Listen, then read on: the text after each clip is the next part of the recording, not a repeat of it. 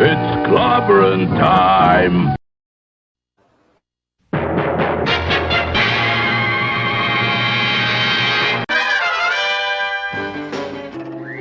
Atomic batteries to power. Turbines to speed. Roger. Ready to move out.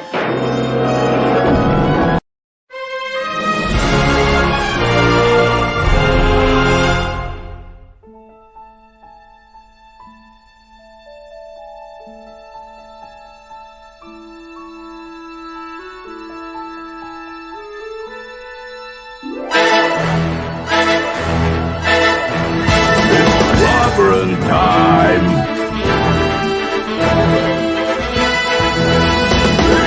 Clobberonimo!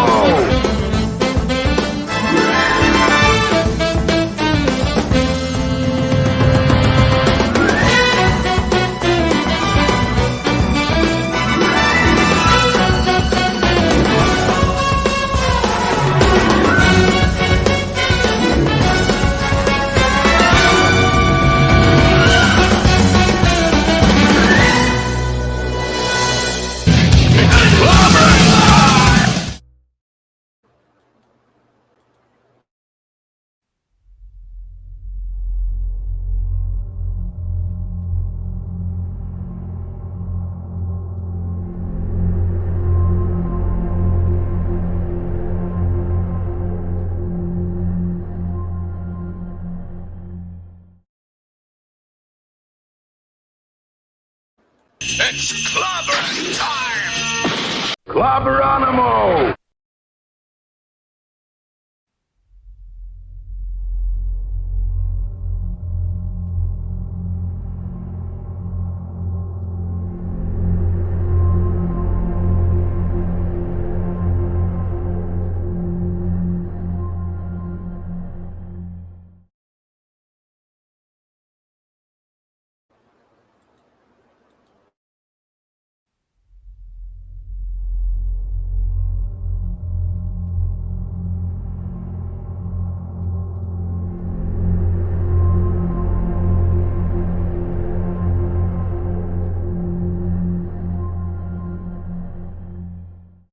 It's Clobberin time! Clobberonimo! Come get some. Groovy. Yeah, sorry about all that. Working out some bugs there, folks. Some technical difficulties. I'm trying to see what's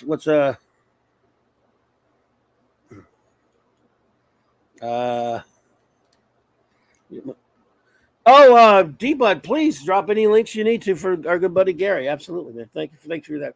Oh, sorry when I was checking a message there. Just getting started late. All kind of crazy shit going on. I apologize and all the glitchiness there, but I do appreciate you all being here with us tonight. With me tonight, that is. With me, little old me. For some open geekness. It is Clobberin Times, issue number 694 on YouTube. Number 1,394 overall over the past 14 and a half years, getting close to 15 years of doing this. And it is Monday night, Marxy Comics Talk, Open Geekiness. Yeah, the next couple of weeks we'll probably do some Christmas-themed shows. It's like I did Doctor Who all month last month. And since it's a comic show, I did Doctor Who comics. And yes, indeed, the M is there. Thank you for putting the M there for our beloved, never forgotten dear friend, the great Mark Stephen Shorey, whom we miss very much. Absolutely. And but good to see you all here tonight, and I'm sure more friends will show up. I want to thank, of course, the great J-Man for having me on a little while ago. I had an extraordinary time on his Legion stream, talking what else? Legion of Superheroes. We've been chronicling for we've done almost 26, 27 shows now.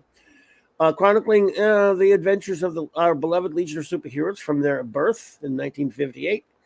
And we will carry on chronicling their Silver Age and Bronze Age adventures until the ending of the only Legion that matters to me, 1989. Jay and Sean and I are having a lot of fun doing it, and it's great hanging out with those extraordinary gents. And so that's amazing. Let's see what else is going on. Tomorrow night,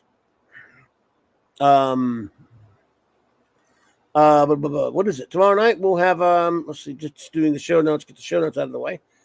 I should be hanging out on hopefully on Tom's streams with Midnight Edge After Dark with Tom and the gang at 6 Central. And then at 8:30 Central, I'll have a members stream. All my members, anyone who wants to hang out, come hang out with me for a little while. Let's do that. It's the only chance I can really, it's the only window I have is our Tuesday nights.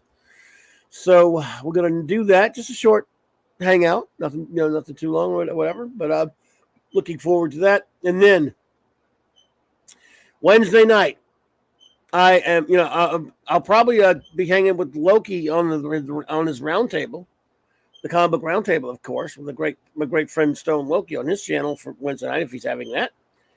Also, Wednesday night for Wildcard Wednesday night, the great Jay, aka Drunk 3PO, welcome to the rebellion.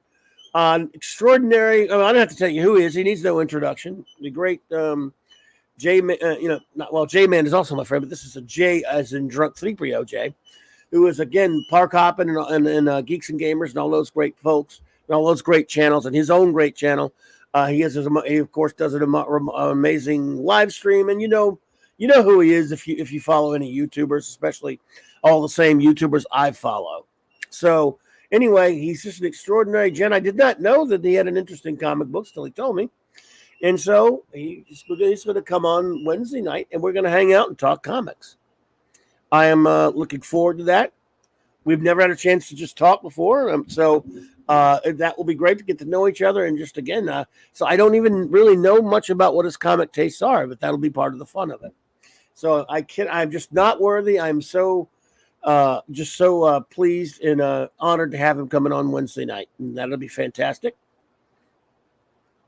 Let's see here. And then of course, it'll be business as usual at the clubhouse this week. After that, Thursday night, of course. I'll be on with Midnight Edge After Dark before that, and then at 9, the usual Clobby's Clubhouse with, of course, my wonderful first officer, Commander R.M. Briggs. Raquel and Mark will be with me as always. We will have our Blake 7 episode review, our Star Trek The Early Voyages comic book review, and much, much more, as always, on the Clubhouse. And we always have such a great time. If you've never joined us for Clobby's Clubhouse, please do. I think you'd enjoy it. Then, of course, back on my buddy J-Man's channel, as I was tonight, for Fourth World Friday. We're running out of a Fourth World review. We're reviewing all of the great Jack Kirby's Fourth World Saga, classic Fourth World Saga from the Bronze Age of comics. And we're getting close, not too far from the end of our review of that epic. We review 3 issues of it in chronological order each Friday night. That is, of course, 6 my time, 7 Eastern. And let's see what else. And then later that night, my great buddy Nick Weiser, 32 Flavors of Nick Weiser's Comic Shop Talk, as I go on every Friday night with those extraordinary fellows to talk, of course, comics. And it's always a great time. And then Saturday night, Star Trek, the big event. Yes, indeed. 9 p.m. Central, 10 Eastern. Same Trek time, same Clobby channel. Starting season 4. Oop, that's the wrong one, isn't it? Starting season 4 of Star Trek Voyager. And looking forward to that with my wonderful first officer, Commander R.M. Briggs. So that's going to be great. Then again, it'll be right back around at full circle to the great Mark D with a C's channel, Sunday Night Geekery, 10 p.m. Eastern. So lots of streaming for me as always, especially now that I am back from the so-called thing that was called a vacation. And now let me do my shout-outs to all you wonderful friends who are here with us tonight, because I do appreciate it, starting with our wrenches, the great Eric K. Whether they're here or not, they get the shout-out, of course, the great bronze wrencher himself, Eric K. Yo, buddy. Chris Persia, Vindicator Wrencher, the Great White North. Always great to have you, buddy. Thank you for all you do. D. Bud Martin, the Wrench of Iron. Thanks, D. Bud, for being here, buddy. Yes, please continually put Jagary's links in there if you would, and we'll talk about those. As soon as I know exactly what he wants me to talk about, and of course, I will definitely have him on. I think we'll be on with he and I were supposed to be on with Loki soon as well, if I'm not mistaken. LT, Lord Thoth, the god of the wrenches, and shout out to his wonderful better half, Lady Thoth. Avon lives, long live the Legion, my friend. The aforementioned J-Man, the wrench without fear. Partner in crime on Earth B, which Earth B is coming up next week. The B Monday of every month. We're gonna have our Bob Haney special. I'm not sure what we're doing yet. I'm gonna try to make it something Bob Haney Christmas related, but we did that last year. I'm not sure if the other Bob Haney Christmas stories works, but we'll try. Oh, that voice is still hurting. Sorry. That is Maddie's daddy. Videos reach Bionia. Thor in Vegas. Stephen Buddy. Stephen Cowell. Super Wrench. The rascally wrench himself. The Fanty Outsidery. Excuse me, my friends. Voice is still fighting it. Hungry Boy. Master of the Clobberin. Artist of the cover of Science Fiction Tales by author R.M. Briggs. And Clobberin Time's own Music Meister, Maximum Redstone. And let's see who is with us in the chat. As always, my friends, I thank everyone who has is out there lurking. We love our lurkers. And anyone who is listening on a download or a rewatch or whatever you want to call it, it is much, much appreciated. Thank you for being there. We really do.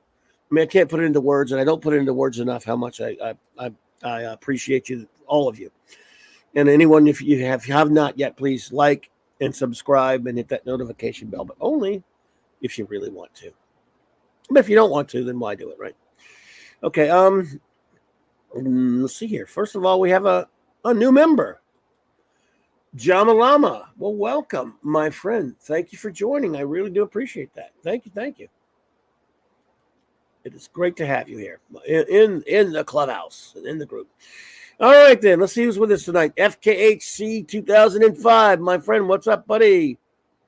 And he says, my question for Clobby on this open geekness, Ginger or Marianne? I'm going to have to be a Marianne kind of guy. I mean, I love redheads, and I love Ginger, but Marianne, I guess I'm easy that way. I go with the flow on that one, I suppose. Excuse me, folks. Yeah, I may have to cough from time to time. I was doing well, but then tonight when I was talking a lot on the stream with J-Man and Sean, I had to be act an ass to do some impersonation I shouldn't be doing, and oh boy, got to cut that out. Brian Hepburn, what's up, my friend? Good to see you. Lemon Pie, hey there, Lemon Pie. Let's see who else is up in here. Stuart Mitchell, what's up, buddy? Good to see you. Always great to see you, man. Glad to have you back. Because we missed you, man. You were gone there. We appreciate you. Oh, Jamie Harbert, you were over there at J-Man's tonight. Good to have you here. Thank you.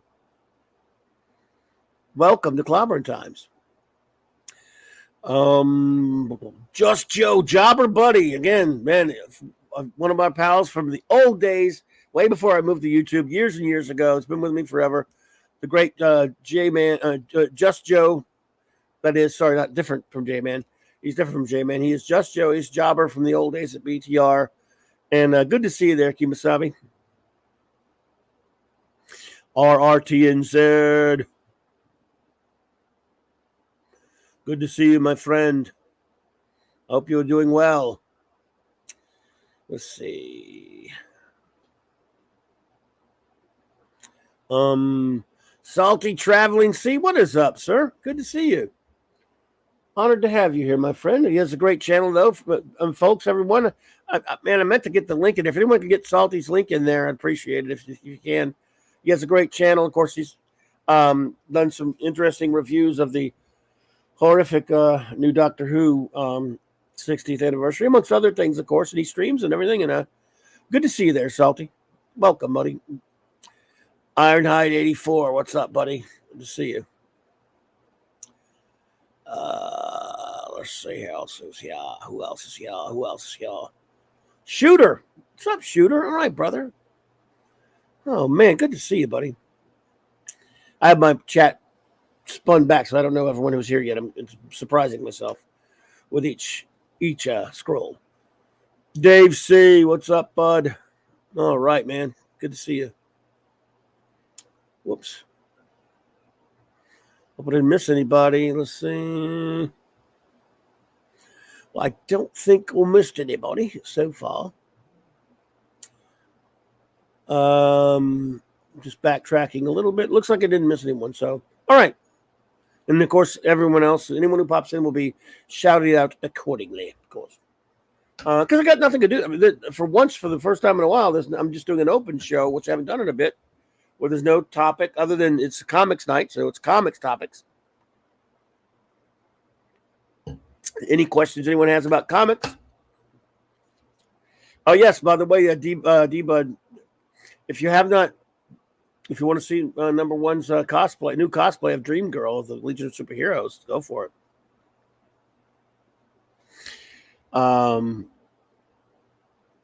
But yes, anyone has anything to talk about comics-wise, that's what we stick to here on Monday nights. Of course, also, we're going to be doing it Wednesday nights.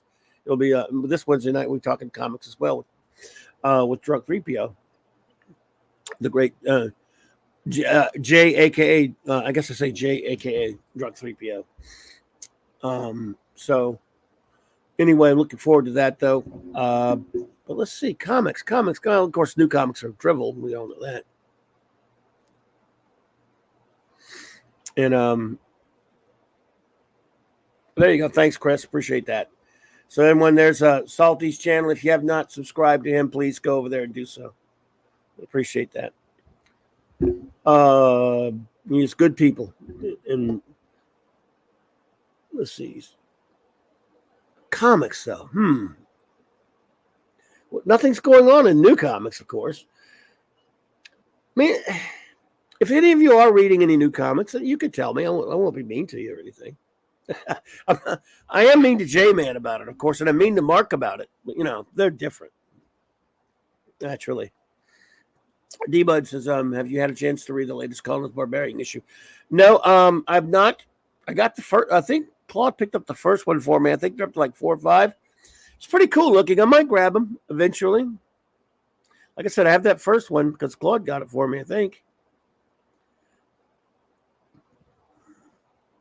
Well, thank you, Salty. It's good to see you there, brother. Orange said, best Superman writer could be a one-off graphic novel. I'm going to have to say, and it's low-hanging fruit, but in a lot of people, no matter what a nutball he is to me, Alan Moore wrote only a few, but he wrote some of the greatest Superman. Then when he did Supreme, it was basically Superman. He wrote, for one who was not a long-term Superman writer, Alan Moore wrote a couple of the greatest Superman stories ever made. For The Man Who Has Everything, Whatever Happened to the Man of Tomorrow, and The Jungle Line are the only 3 stories he wrote. So it's only 3, really. One was a 2-parter. But then he wrote Supreme about a decade later, which was pretty much Superman in a disguise, and wrote a wonderful, took a nothing, garbage, lousy Rob Liefeld Superman knockoff and made a really terrific throwback to the Silver Age and Bronze Age comics. And it was brilliant. You can say what you want about Alan Moore. I know a lot of people, it's easy just to go dump on him now, and I dump on him now for a lot of the stupid shit he says now. He wrote a lot of great comics in his time, and he wrote a lot of crappy comics in his time like anyone else. I mean, the things of his I don't like. But, oh yeah, he wrote some great swampy stuff. I mean, look.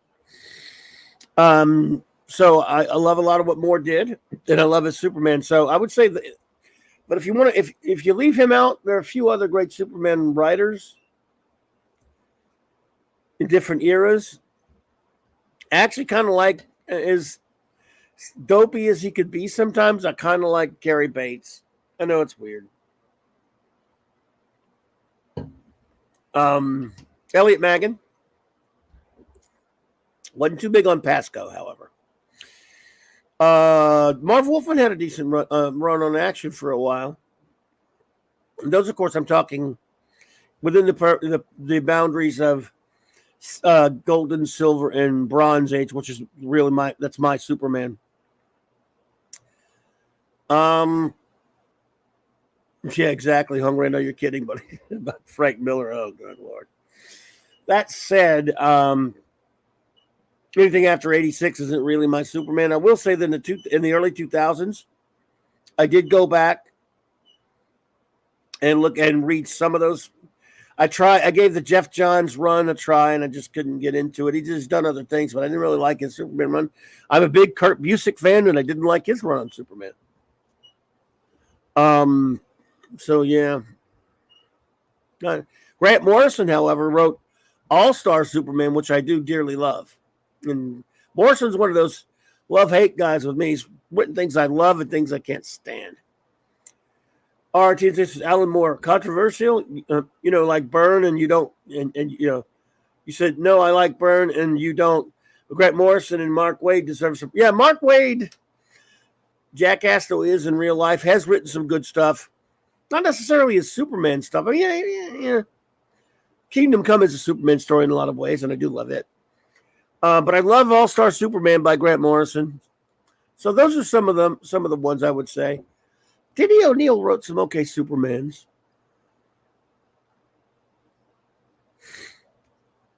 So, yeah, if those are some of the Superman writers that I would talk about. Again, he had a lot of not so good stuff, obviously as well. But which character didn't? Dave G. Sound, what's up, buddy?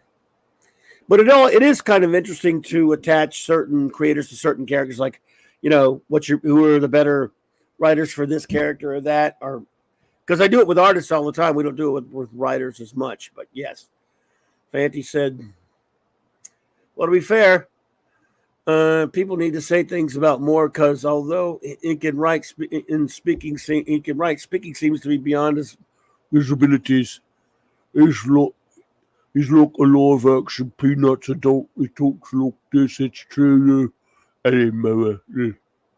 Look, only if you read all the chats, look, in Alan Moore's voice, they talk like this and he'd be calling you all kinds of names now, wouldn't they? Yeah, he's a nut. Ironhide said, Otto Binder, Eben Hamilton, Jerry Siegel are the best of the Golden and Silver Age. Interesting that you say that, Ironhide, 84, buddy. J-Man and Sean and I, like I said, we're reviewing Legion of Superheroes, and we started, 1958 with Adventure Comics 247, and we're going to do their whole Silver and Bronze Age run to the very end of the Bronze Age in 1989 with the Baxter Legion series. And Binder and Hamilton and Siegel most of what we've been reviewing so far has been them. Now, the caveat is it was under the auspices of editor Mort Weisinger. There was the Weisinger era.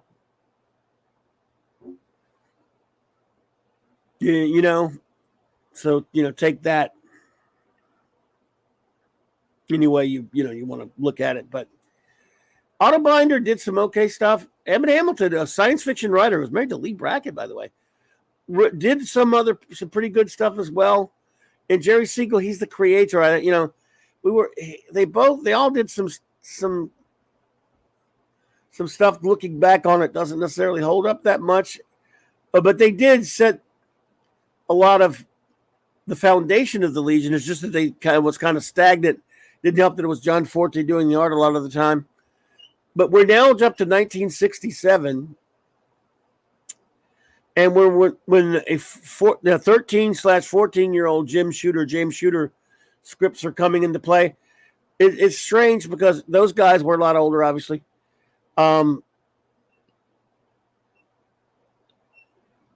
Jim Shooter, and again, he was 13 when his first script was purchased by DC, and he was 14 when he was actually writing a little bit more regularly for them. Was writing the characters better than any of those three guys did. And those guys are golden age, icons with regards to comic book writing. Eben Hamilton was, of course, a well-known science fiction writer. But I don't blame them much. A lot of it's more Weisinger, plus those guys were older. This kid comes in, and he stopped reading comics at 8 years old, he said, and then he started reading them again when he was 12, and he was reading Marvel, and he decided he thought that the Legion kind of needed a little bit of Marvel life breathed into them. He'd been reading Kirby and Ditko, and he wanted to be like them, and he wasn't wrong. And in just a few issues he did of Legion. Oh, no, I got you, Iron. I'm with you totally. But on normal Superman action, those guys wrote some of the best, no question about it. First appearances of Bizarro, Brainiac, Krypto, Titano, Supergirl, Return of Krypton, Last Days of Superman. Death of Superman was, let's talk about the old one, not the dumb one from the 90s, but most people think of that when you say it. But I hear you, buddy. Gwagnar.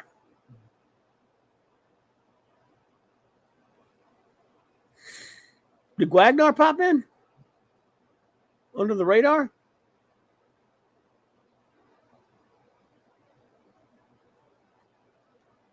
I got to watch the chat better, guys. I see him talking. I see people being mentioned. What's up, Gwag? Hey, buddy. What you doing, man? Good to see you.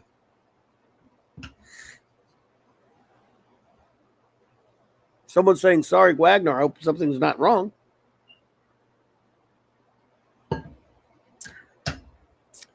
Gwagnar was here. Okay.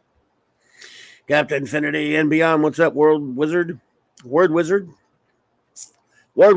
should say. Word Wizard, Captain Infinity and Beyond.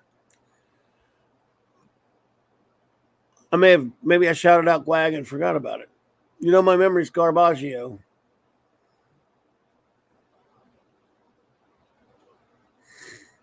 Anyway, shout out again to Gwag, just in case, and I hope everything's okay, Gwagnar. Justice for Gwagnar. I missed you. My eyes are garbage. I'm sorry. Oh, man. You've been here the entire time. Shite. I'm going to backtrack now. DJ Play Nice. Hello there. I'm going to backtrack all the way, and then I'm going to go back to the front and I guess try to watch better. Oh, there you were. You were at 9:08. Damn me in the... I hate my guts. I'm sorry, Gwag.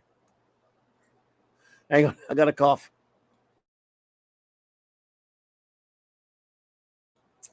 That was some fine coughing there, you guys, but it would have been just too exciting for radio, you know.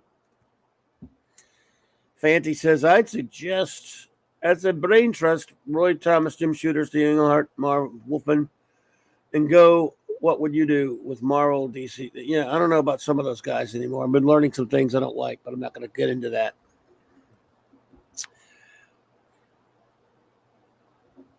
Without going into any specifics, I've been doing something of a deep dive into certain, now that time is going by and more of the people who are running the business of comics in the industry, fewer and fewer are still with us.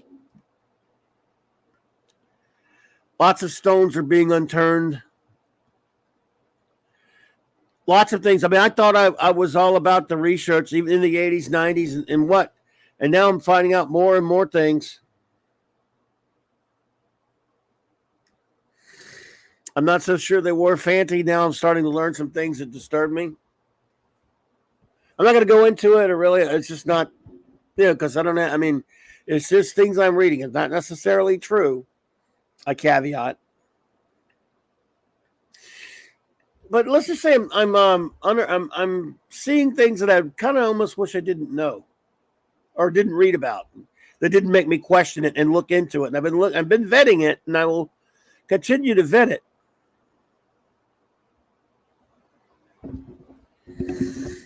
But some of the stuff, that's true. History really was written by the winners. Man.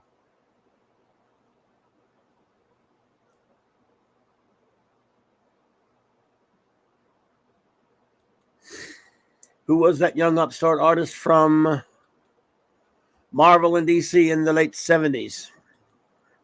By the way, Infinity, I was watching, I think you're familiar with Graham Nolan. He has a pretty cool channel, and he did an interview with your boy HC. really recently that I think an interview you might find interesting. Just I saw it a couple of weeks back, I believe, and I thought about you. I meant to tell you about it. And it's again a newer interview, and I even learned a few things I did not know about him. Just saying. But I think you'd find it interesting.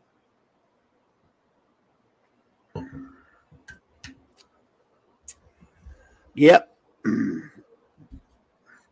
All right. Let's see. What's going on? Erg.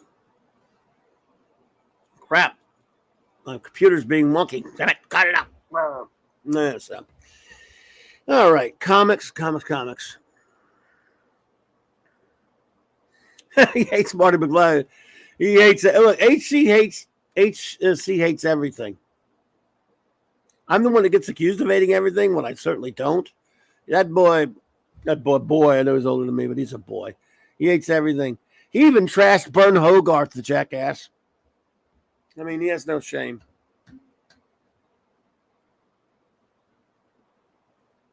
Nevertheless, he trained. I mean, he worked for Gil Kane, for God's sake, and he knew about Wallace Wood, and I mean, it was a fascinating. I didn't get to see it all. I need to go back and watch the rest of it. What I got to see of it though was fascinating, and it's just tough to take him. Ugh.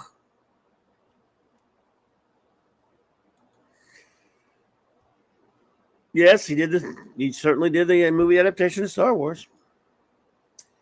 Clobby, don't hate her. Oh, I don't hate Trippy Hulk. I love Herb Trippy Hulk. Are you kidding me? You know that. Yeah. If Bob Haney had a good idea on what to do to bring back Marvel and DC, I'd be willing to listen. Oh, yeah, Bob Haney, I'd be right there, man. We love Bob Haney. Well, yeah. All right, D. Bud Martin has something for us. Let's see here. Our friend Jerry Kissel of Pop Culture Minefield and has a new comic he is trying to fund, Vindicated Inc. And here's a video, a link to a video narrated by the great Tom Connors, our good buddy Tom. All right, there you go. So please check that out. And I'm going to have Gary on soon. And I think he's going to be on with Loki soon as well. And of course, Gary is a good pal of everyone. Everyone knows what Gary is. He's a good pal of all of us. And he's just a great artist and just a good buddy. We love Gary. He's a great guy. And please check that out. I got to hand it to HC. He did me a fantastic alternative cover for Captain Finity. He does render a nice French maid. He does. I've actually liked some of HC's art. Obviously. Like I said, I got a buddy of mine that used to work for him and do all of his background work in the 80s. Ravenscroft. Greetings. It is good to see you. Welcome to Clobberin Times. Yes, there you go. Ironhide, the cover is Superman number 400 is excellent.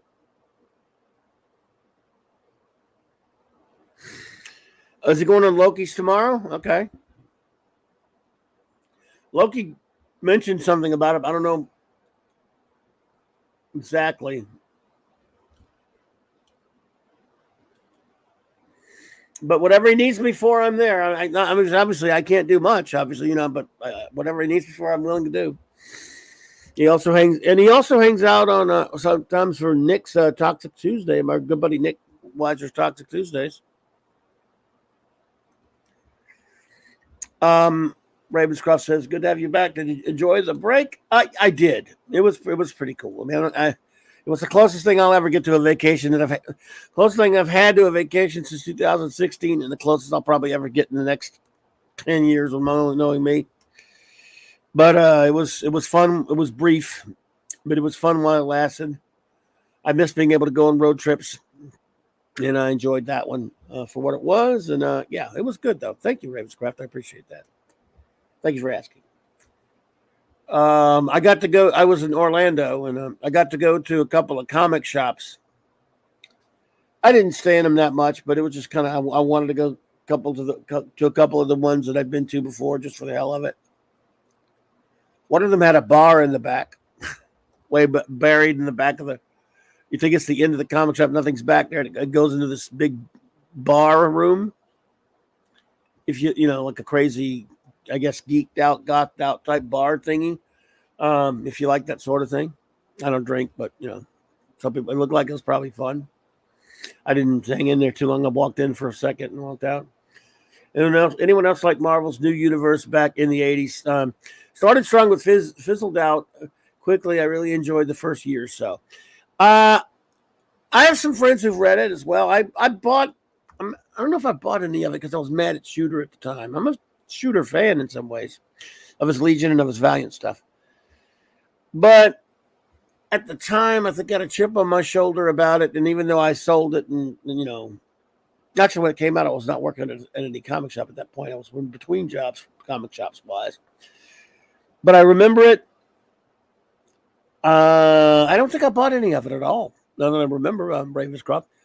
See, RRT&Z. See, I've got this thing about it because I've worked in so many comic shops and worked with so many comics that when I look back at an old comic, I'll go, "Oh yeah, I bought that," and I go, "Wait, did I buy that? Maybe I didn't buy it. Maybe I just saw it when it came out, or maybe I sold it at then they all blur together." So I either bought it, bagged it, imported it, sold it, somebody pulled it from somebody's folder list, whatever. I don't know. Unless it's something I really, I mean, there's some things that go, yeah, I definitely bought that. But other times I'm going, did I buy that one for me or did I just sell it? What did I do? They blur together sometimes. But speaking of that, we had a sad loss in the comic book community. We've had a lot of them from, you know, pros recently. I mean, recently Keith Giffen passed away and some others. But here we had one that's kind of a loss just to fans of a different type, not a professional in the industry, but someone who's important to us around here because it's something we use a lot. It's related to something that we use a lot here. And those of you who if you're regulars to the channel, and especially on Monday nights, you're familiar with Mike's Amazing World of Comics blog that I use for a lot of different things on this channel.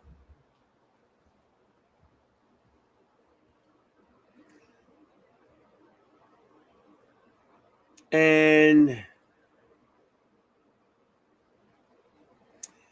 unfortunately, let me find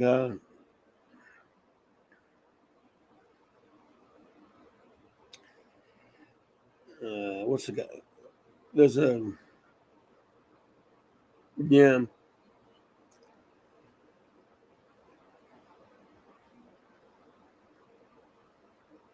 Amazing World of Mike's Amazing World of Comics. The gentleman Mike Voiles passed away last week. His database is, again, all, you know, comic book historians have used this for a long time. And he's left, he's keeping the site. But this has just been invaluable to those of us, not just comic historians, anyone who just loves to search for things in comics and stuff like that. And he was an amazing comic book historian, apparently. I didn't know him personally, of course, but I loved his site. And it's just, we use it, like I said, we've used it for years. It's been around for a long time. It's got so much great info. I just really do love it. And I'm so sorry to hear that because he's put up something that, I mean, if you're a comic, I'll give you an example of why we love it so much. What I like to do is go to the newsstand feature on the blog. We do this a lot. And you can search. I leave the search parameters. Show all publishers. On sale in. You can use cover dated or on sale. I like on sale in when the comic book was actually sold. All right.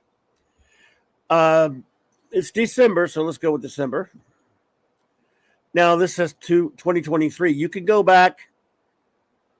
Let's go back to, just for the hell of it, let's go back to 1973. Let's go back 50 years. This will start alphabetical or by publication date. I'm going to go out by publication date, and then I'm going to hit filter. This will show you every single comic book that came out that month. It'll tell you the number of the company. It'll even tell you the date, the on sale, the date it was actually released to newsstands and drugstores and what have you. John Rupas, what's up, dude? Good to see you. It's really, yeah, Mike. Yeah, exactly. R.I.P. Mike Voiles. Exactly. Thank you all. Thank you for making this site, man. It's just incredible. We use it all the time, as you can see.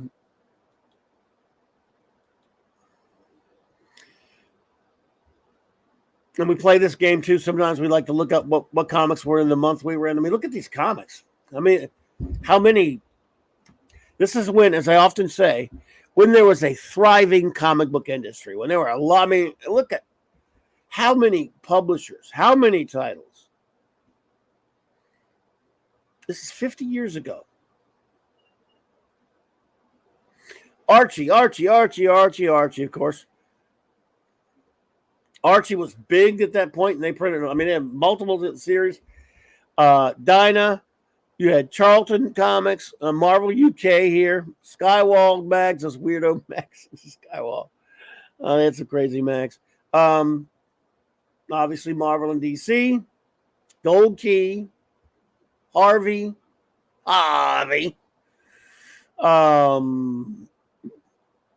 Let's see. So there were Warren, so there were a lot of comics, a lot of publications.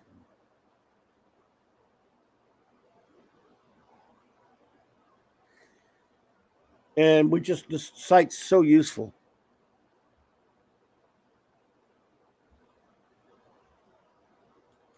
Fanty says, only have 9 from that month, but look, first Wildfire, second Erg one, also first Molecule Master. Wow, true, huh? Holy shite. Let's see. First Wildfire, let's see. I have that one. Let's see. Legion. I mean, Superboy, that is. Superboy and Legion. Well, World's Finest. Oh yeah. Wow, Legion 201. You're right. Wow, great. And they called him Wildfire. First as in when he's Earth 2, yeah. Nice one, Fanty. Okay, so for example, some may remember my short-lived comic, was it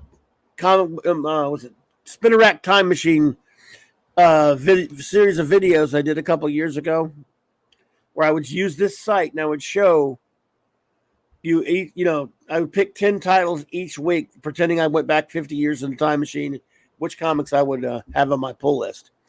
So I'll do that with these. All right, I'm gonna start. Let's see, comics that I would buy. First of all, D-Bud would buy. You'd buy all these Archie books, wouldn't you, D-Bud? That was the month after I found my first comic book back issue store. Wow, dude, really, man. So, D-Bud, I know you would buy the Harvey books. Would you buy the Archie titles as well? Here's what I would buy. Not on the front row, because I'm sorry, I was just a kid that wanted superheroes and stuff. I really didn't like the humor mags. Nothing against them. These a couple of reprints by Dinah Publications. Charlton, I would buy this. I would buy this Marvel UK, but I couldn't because it was in the UK. And I wouldn't buy any of these friggin' MF Enterprises. You know what the MF stood for, huh? Or Skywall bags personally, but nothing against them. Gold Key, I wouldn't really buy any of these. These Disney Gold Key anyway. Could not be reached for further comment. What's up, buddy? Could not be reached says he wants that that Nightmare, but Skywald number 17. Okay, I'll put it in your folder. Oh, Ebud said easy choice. All of them. He buy all the Archie books. There you go. And the you'd also buy the Harvey books, right? I think you buy those Harvey books, buddy. I know you would. If I know my D-buds. RRTNZ, thank you so much. He says, the late 70s to early 90s were my favorite era of comics. Nostalgia segments like this are why I love this channel. Oh, people here understand. Thank you so much for that super chat all the way from New Zealand, and I appreciate you. I'm going to make a new policy because everyone does it and everyone expects it. I guess when someone gives a super chat, I should give you some kind of cool video. I don't have many cool ones, really. So, let's see. How about something in a Spock? Captain, I see no reason to stand here and be insulted.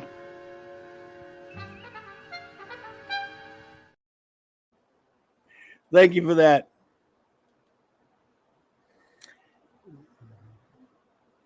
Wow, he said, I'd buy all the books published that month. It wouldn't cost you much, that's for sure.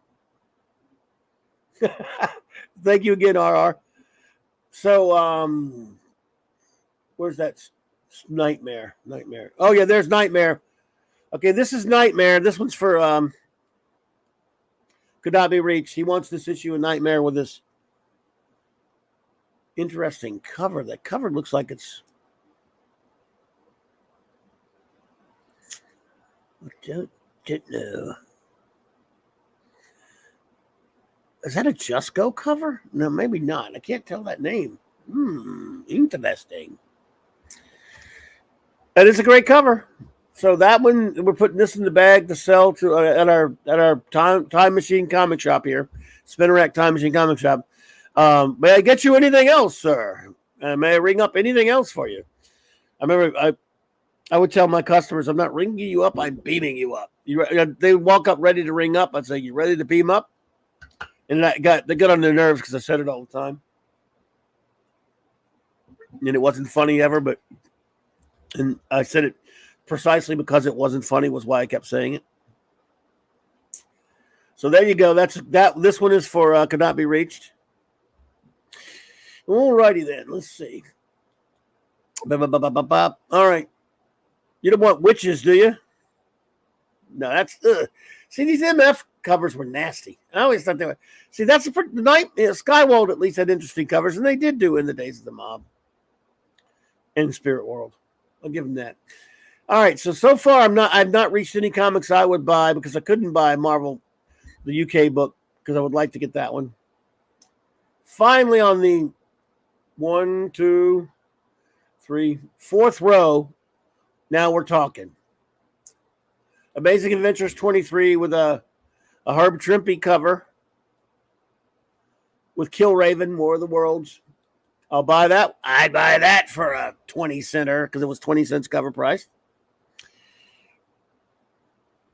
Fanty says, the ones I'd get, I don't have JLA, Batman, Action, Shazam, Marvel Tales, which I did have. Superman, World's Finest, Flash, and Adventure. Bro Goo from my old hometown. What's up, buddy? Oh, I hear you, Fanty. I know what you mean, brother. All right, alrighty then. Yeah, and then Marvel had one of those weird mags, Tales of the Zombie. So I would buy almost all of this row, at least the first. In fact, I don't think I have that one anymore. Of course, I did buy that Avengers, or I do have it. Of course, look at this. Early Starlin, Captain Marvel.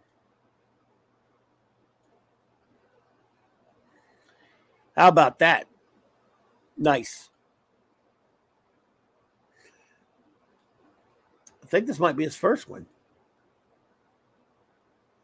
But don't quote me on that because I'm...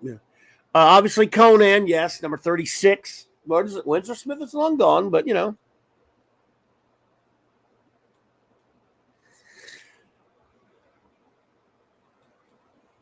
There you go. We got to have Conan, right? We're buying that one. Put that in the folder, baby. Alrighty then. Where are we at? Don't do that. Oh man, I almost made a riddler. Okay, so I do have this one still somewhere. Frankenstein Monster #9. It was called The Monster of Frankenstein, but they changed the title around. Ron Wilson cover. Tom Palmer inks. Nice. I'm all in on that one. 6. Oh my God, 6. What's up? What you say there, girl? Love you, 6. Good to see you, my dear. The beautiful 6, ladies and gentlemen. So this is a great cover. I met Ron Wilson at a con last January, but I didn't know he was going to be there, and I didn't bring what I wanted him to sign. Damn it! I hope he shows up. I hope he's there again this year. Next year, in January. But probably not. Ow, owie, owie, owie. My arm hurts for no reason. Ow, ow. All right. Let's see. And don't need Ghosts, not Jughead or Life of Archie. Man Thing. Go ahead and make your Man Thing jokes. So John Romita cover. I was buying this sporadically, so I don't know if I bought this when it came out. Although now I would buy all of these comics. I only actually bought 3 that month. FF 144, Iron Man 67, and Marvel Team Up #19, says D-Bud. Yes. Well, good choices. Spiffing choices, old chum. Man Thing #3 came out the same. Let's see, this is on dated March 70. No, excuse dated March, but it came out December 4. And Swamp Thing #9 came out December 6. Wow. All right, what's another? There's Son of Satan Marvel Spotlight. Now this one, I lived down in Louisiana. This was not. I saw Son of Satan comics on the rack sometimes, but not always. Oh, thank you once again. You're too kind, RR. That's very nice of you. Thank you so much for the super chat. RR says, my unpopular take. I hate Excalibur because it made Captain Britain a joke after Moore and Delano wrote epic stories about him. That's actually a good point because Moore wrote a bunch of really good issues. F you, Claremont, for making a UK comic about us, US characters, the X-Men C-Team. I did like the art by Alan Davis, but I'm kind of with you. I didn't really read Excalibur for very long because I wasn't that big on Claremont, RR, so we kind of agree. He's just it's like you got paid by the words.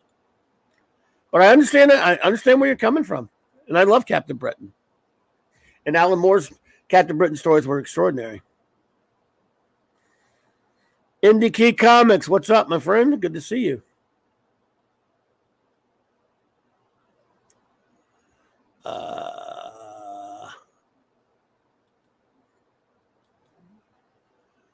Let's see.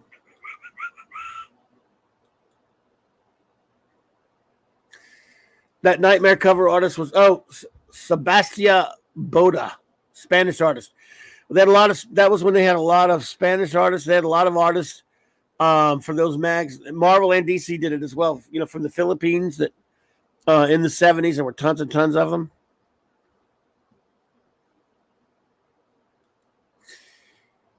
Just sent me a link, 6. Did you?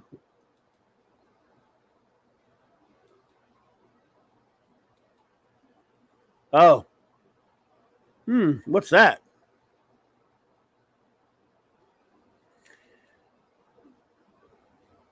Ah. Is this a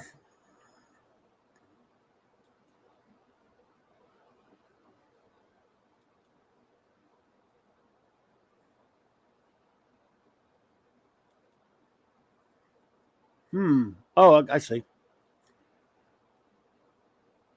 An Adventure into Fear TV project is reportedly in the works at Marvel Studios. Okay. Oh, I got you. Thank you. Thank you, 6. I kind of like that Man Thing special they did. It wasn't Man Thing special. It was a Werewolf by Night special, but you know what I mean.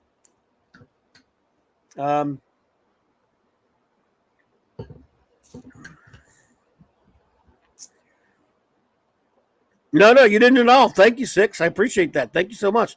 And ain't no show to stop. We're just sitting here hanging out, open talk. There ain't no show to stop, dear. I love seeing you. Let's see. SOS should have been so much better. The art was just not good.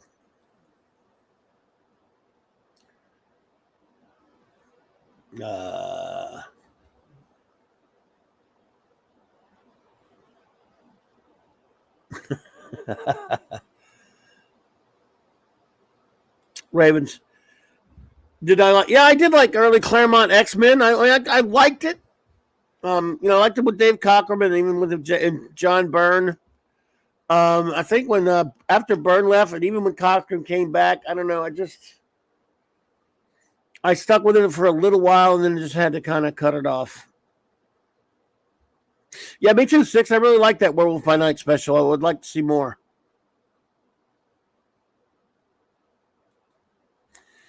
Yeah, so Claremont, again, nothing. I mean, like I said, I liked a lot of his early X-Men stuff. I liked a lot of his Marvel team up stuff he did before that. I actually like some of the stuff he did before X-Men. Nothing against him really that much. I just kind of think he got after a while it became such a soap opera. Yeah, I'm kind of with D-Bud on that one. After Byrne, Claremont went down the tubes for me. Yeah, I'm kind of there with you there. Pretty much, yeah. I must concur. Let's see. Of course, this is a fantastic issue with Swamp Thing. Bernie Wright's and brilliance right here, boy. Oh, my God. One of my favorite Swamp Thing covers, number 9. 50 years ago. 50 years ago, 2 days from now, this comic hit the newsstands.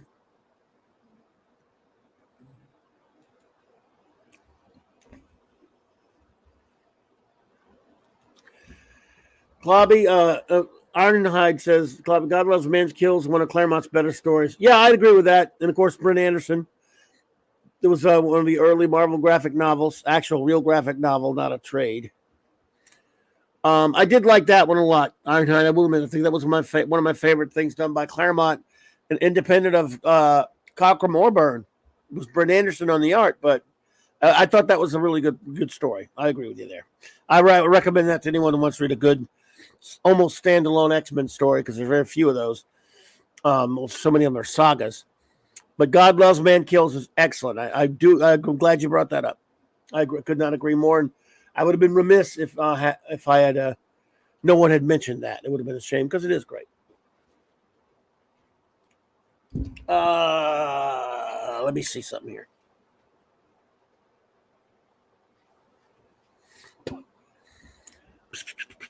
Oh man, what a month this was 50 years ago. We got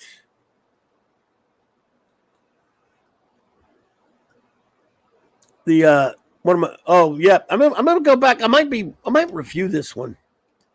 This Justice League Christmas story. That's a great Nick Cardy cover on Justice League. I might go revisit that one this month. We had D-Bud mentioned getting this FF issue, 144, with a Buckler Sinnott cover, Dr. Doom. In those days when Medusa was hanging around with the FF and taking over for Sue.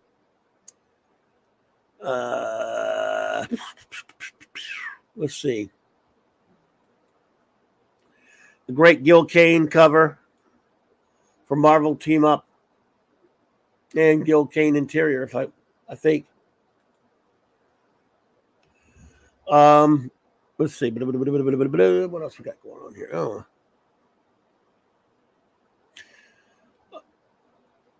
By the way, I forgot this one's for you.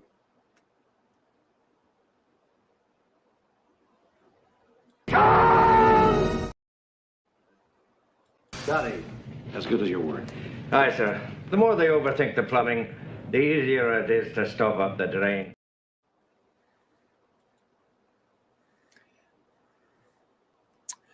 All right. Yeah, oh yeah. Oh, Indy Key. Yeah, that is another good one there. I mean, that's Claremont Byrne. Their X-Men Days of Future Past. Certainly. And we'll talk about the female Silver Surfer now. Yeah, that's going to be. I'm not so sure it will happen, but wouldn't surprise me. No, sir.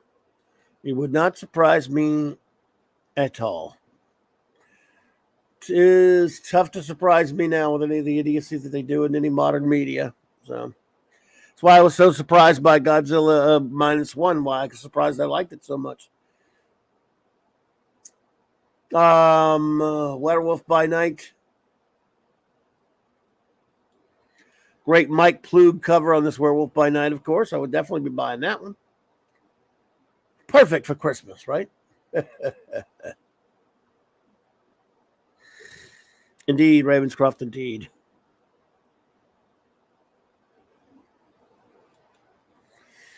All right, let's see some of the other ones. Oh, man, look at that famous Monsters of Filmland. Woo. Great Iron Man cover. D-Bud bought this one as well, of course.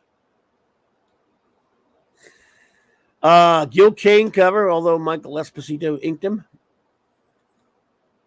George Tuska. I'm just saying, D-Bud. George Tuska. Nobody's bashing George. I'm not bashing George Tuska.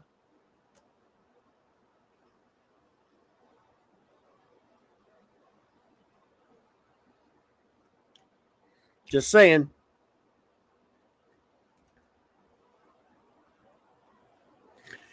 I knew you were going to mention Funky Phantom. I knew I wasn't going to get out of here. D-Bud. All right. You win. Funky Phantom, folks. Again, this was and I talked about this a lot when I was doing my time machine videos, my Spinner Rat time machine videos. This is when, to give you an idea of how big and thriving the comic book industry was at that point. Gold Key, Charlton, and a few others. There were all these media tie-in comics.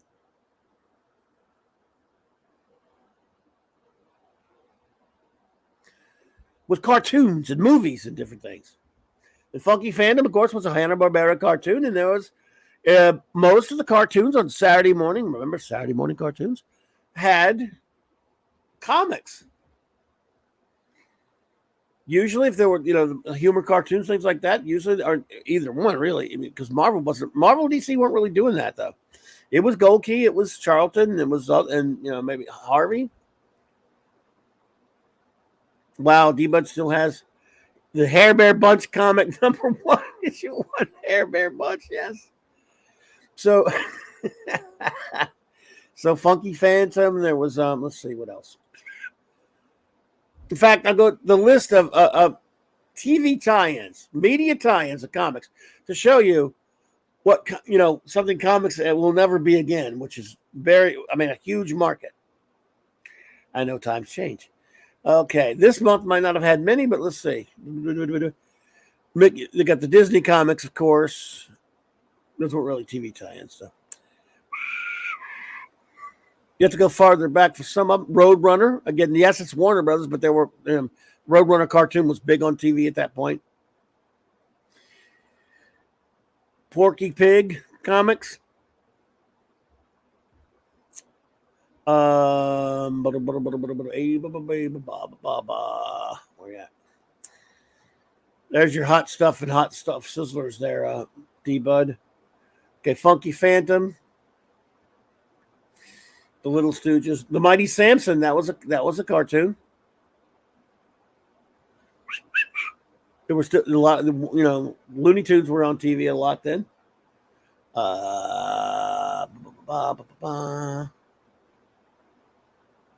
plop #4. Love it. Here's Look at this one, Jesus. All right, this Killdozer was adapted from a Theodore Sturgeon short story. It was a science fiction short story, but it was made into a TV movie with Clint Walker. And this is Marvel doing a comic book adaptation of the story, of the novel, of the short story. Yet it says, as seen on TV. One of the earliest Marvel Comics TV adaptations, basically. Weird, I know. Weird, right? Weird. Oh, my goodness. Yep. Hey, Larry. What's up, brother? Look at each Larry, it's y'all. Up in y'all. So there you go, folks. The funny thing about that is Clint Walker, I think, passed a while back, but he lived a really long, a pretty big age. Hello there, Parker Luck. Oh, my God. Killdozer, says Ravenscroft. Yes. A funny thing about that, Ravenscroft, is the movie. A few years ago, a buddy of mine went to one of these Western cons that, old Western stars in Nashville or Memphis, where they have the Memphis Film Festival where they have old TV and movie, Western stars and stuff. And Clint Walker was there. And he happened to be, and of course, he played Cheyenne. Remember that show? And he was in The Dirty Dozen, and he was an actor and an athlete. And he was in Killdozer back in the 70s. My friend walked up to start talking to him about the movie Killdozer, and he showed him, he got him to sign his DVD of it, or Blu-ray DVD, whatever it was. And Clint Walker didn't know it was released. And so he asked him how he could get a copy. So he told him. Clint Walker went and ordered him a copy of it because he saw him again later, I think, in another year. Yeah, Clint Walker passed in 2018. He was great. I loved Cheyenne was a good show. Thank you, RR. Says, sorry, ranting. Thoughts on Willingham's Elementals. I liked it. I bought that for a while in the 80s and into the 90s. I got him. I didn't stay with it, but I do love the art. I like Bill Willingham. And but it has been ages since I've read it. RR. But it was it was a beautifully drawn book. And Bill Willingham, of course, has gone on to do Fables and other stuff, of course. But I liked Elementals quite a bit. He even crossed it over with Justice Machine, didn't he? I even have the Justice Machine Elementals crossover, if I'm thinking straight. And thank you so much for that. This is for you. No bloody A, B, C, or D. It is green. Ah. Thank you so much, RR. Parker Luck says, excuse me, had to do some coffee. Don't be sorry at all, RR, but I'm glad for the questions. I appreciate that. That's what I'm here for. I'm here to answer questions tonight if I can. He says, hey, Clobby, I was just watching another channel a few minutes ago, and it was saying modern comics are sadly all focused on Rule 34 type of storytelling of late. Would you agree, especially DC? Rule 34. I must be out of the loop on that. What's Rule 34? If you explain Rule 34, I might agree. But I don't. Either I'm just drawing a blank on it, or I don't know if I've ever heard what Rule 34 is. So, Route 66 I've heard of. Yeah, Larry. Trailers for sale or rent. So if you could enlighten me on that one, Parker, I could comment better. Maybe I'm just being thick. Thick as a whale omelet, as Blackadder would say. Let's see. Flash. This one I definitely bought when it came out. Flash number 226. And there we go. Oh, my God. One of my favorites of them all. Nick Cardy cover. Wildfire's back, baby. Wildfire. My favorite Legionnaire not named Superboy or Monel.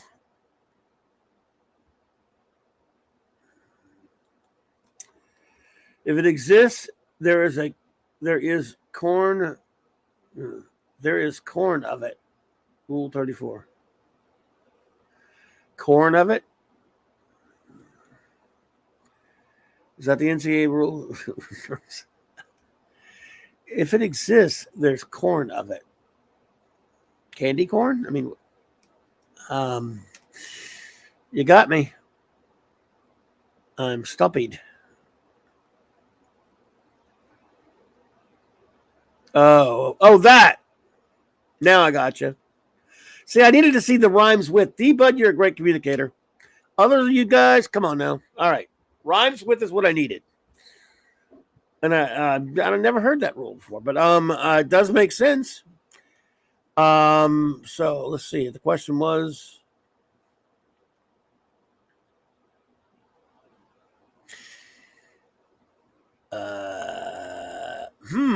yeah, I'd say that probably could be all of it. I don't know, but to be fair, as much as they don't deserve fairness at the big two or any of the other comic publishers right now, I don't read any of their crap anymore, and I haven't read it for a long time. They've chased me away, so I can't honestly.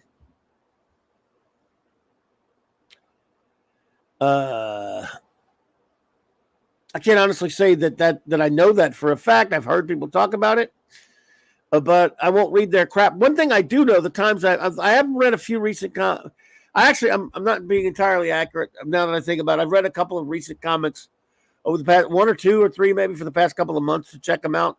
I checked out Straczynski's first couple issues of Captain America, and 1 or 2 other books to take a look at that I did. And one thing I can tell you is they're more interested in talk and tell, not show, rather than show, not tell. In fact, very soon on this show, I think I'm going to delve into a couple of newer comics as compared to older comics and tell you how different the storytelling is that I've seen. But I need to do a little more research. Alex Ross FF. If you're talking about Full Circle, that was pretty good.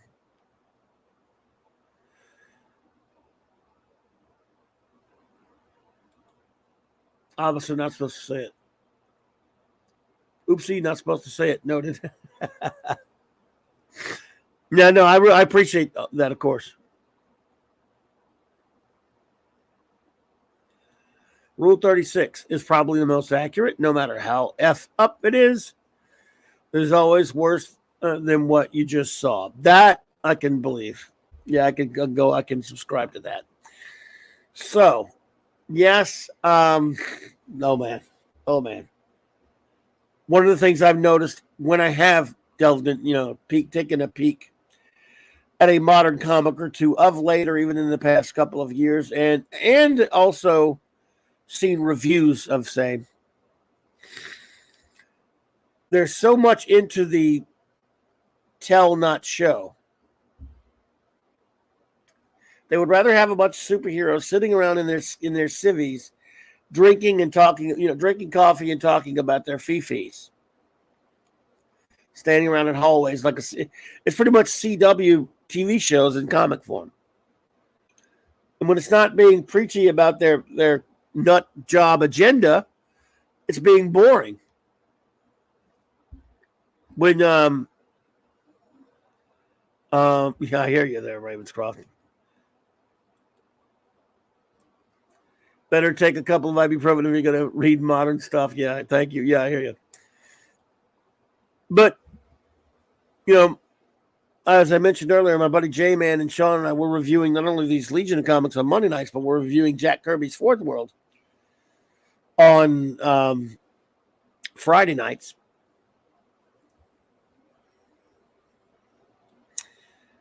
And Jack didn't mess around.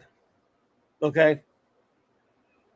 Every page of his screams forth dynamism and excitement. And yet he manages to get complex, intelligent, and imaginative stories and storytelling in there as well, because he was a master of the craft. Now, you can't expect everyone to be Kirby. I understand that.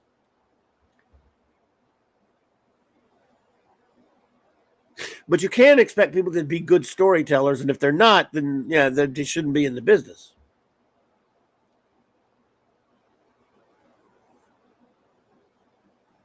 So, and by the way, if they're not holding themselves to a standard like of a Kirby, then of course, none of these people studied Kirby.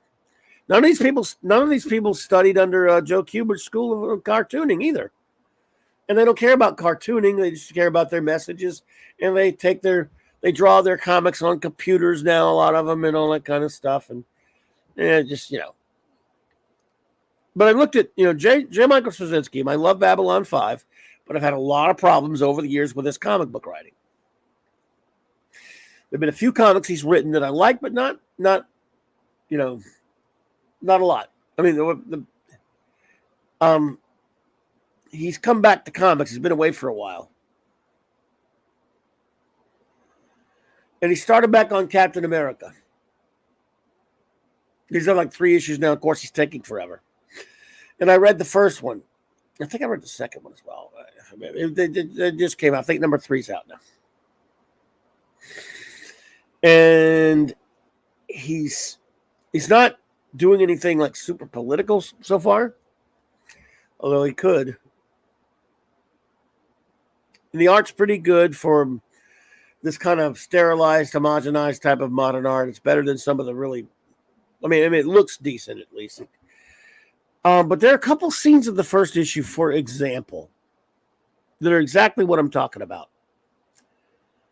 When I pick up a Captain America comic book, I want to read about Captain America having Captain America adventures. Now, I understand a lot of these writers are so full of themselves that they will spend more time. It's sort of like watching a movie now. Like when you watch a superhero movie and something like 60 to 70% of it is the superhero's alter ego or persona, and then you don't get as much of the superhero in their costume doing superhero type stuff like you would in a comic book, even if it's a good movie. Even some of the better ones do that. Whereas you pick up a comic book, I know it's different.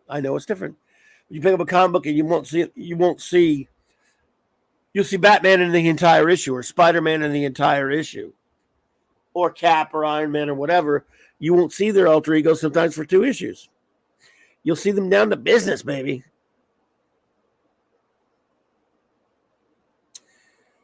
In movies, it just doesn't necessarily work out that way. I get it, but in comic books, you can do that. But movies have so poisoned comics almost. I mean, if I go to the theater to see a 2-hour Iron Man movie, I understand I'm going to get Robert Downey Jr. the whole time, Tony Stark, and then a couple of Iron Man scenes, especially like crappy Iron Man 3 and 2. But anyway, or whatever the hero happens to be. Even if I get a Captain America movie, it's going to be a lot of Steve Rogers. Unfortunately, but fortunately, in the first 2 especially, all of them were mostly getting Cap in those movies. But a comic book's different. It should be. A Captain America comic book, give me friggin' Captain America. I'm fine with seeing a little bit of Steve Rogers. It opens up. This one's all about Steve Rogers and a bunch of people getting kicked out of this tenement building that he lives in, that his mom used to live in, had lived in when he was younger. And he does something that made sense. He says, well, you know what? I don't make a lot of money as an Avenger, but I know somebody who could buy this building. He calls Tony Stark and asks him to buy the building. Fine. Makes sense. Sure. Tony Stark buys in the building. Great. But that just, for me, should free him up to be Captain America more. But we get this one scene where he's outside working doing something outside of the building, working as Steve Rogers, and Sue Storm shows up and says, "Hey, we need your help, Cap, in this other dimension. We got this big fight going on. Come on, man, run with it. Come with us." So, I think it was Sue. Anyway, one of them, one of the Fantastic Four. I think it was Sue.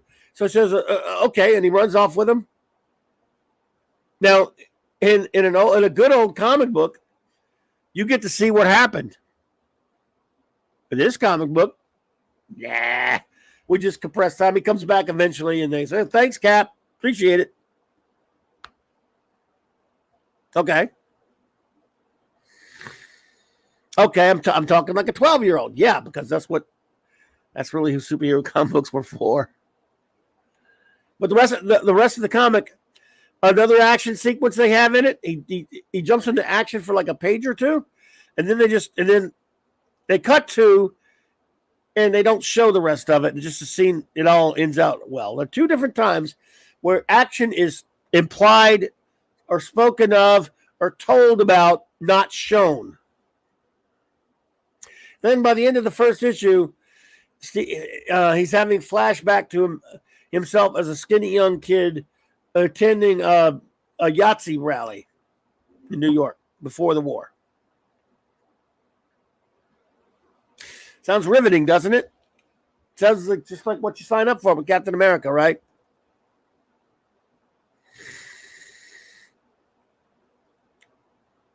That's the first issue. I was saying maybe the second issue something will happen. I don't think anything's going to happen. I mean, if he doesn't get woke, I guess that'll be like a triumph. You heard the Romita Jr. Stan Lee Kirby story when Jr. was on DD. The scene was Matt gets well, changes to DD, then how Jack did it. Says Fanty.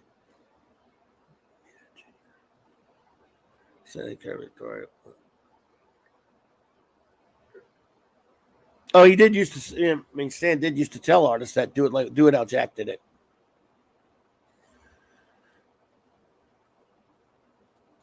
Oh, but Clobby, all modern comics have nasal gaze and preach they don't have time for all those silly hero versus villain scenes. That's true. Fact check, true. So let's excuse me. Oh, wow. Let me see here. Let's go to 40 years ago this month instead of 50. I was in the comic book business at this point, selling comics at a comic shop. Not my own yet. Look what's on the comic books. This is when comic shops were getting, I was running one and they were getting a few more.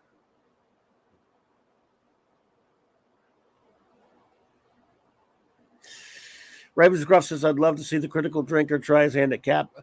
He's an author from what I understand. I'm sure he would probably, I don't know, maybe he could write him well.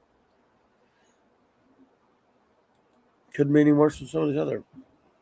I mean, again, but I don't know if there'll be something that would be his forte or not, but you never know.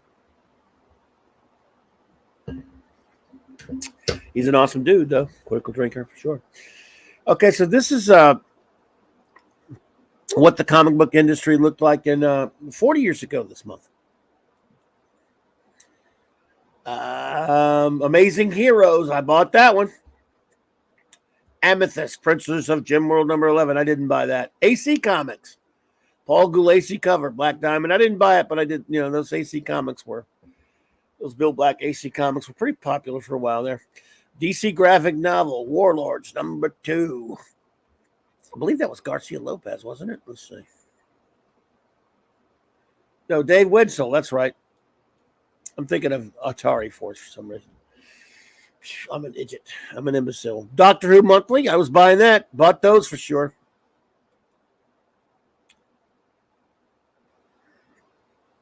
Oh, he's got a comic. Comic coming out soon. Space Heat Drinker says. Oh, he says, doesn't Drinker have a comic coming out? I don't know. I haven't heard. But hey, Maddie's daddy, what's up, buddy? I have not heard Jamalama, but that would be cool. I would. He might well have one coming out. I don't know. I've not heard that if he is. All right, so let's see here. Mighty World of Marvel, that's a Marvel UK book. Nexus, Night Vale. So you had a lot of what you call direct sales, which are straight to comic shop titles, were the big thing at this point.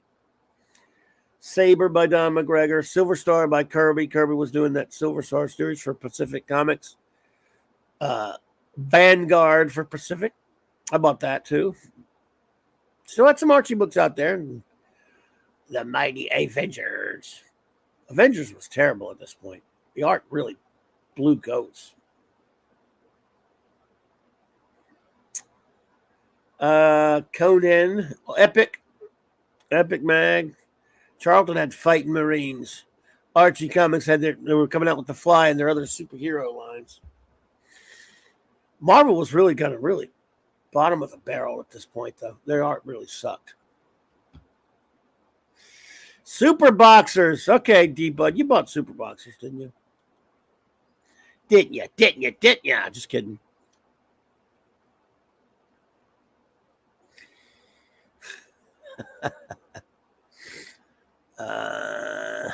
Wow, Fanny got 33 from this month. Holy moly. RTZ said Crinkle Drinker was approached to write a Rambo prequel comic about a younger Colonel Troutman, I think. It's out. Oh, really? Well, that's cool. Nice. I have not heard that. Let's see. Oh, Chris, good night, buddy. Oh, man, your back's giving you trouble? So sorry about that, brother. Be good. Feel better, man. Feel better. Power Man and Iron Fist, of course.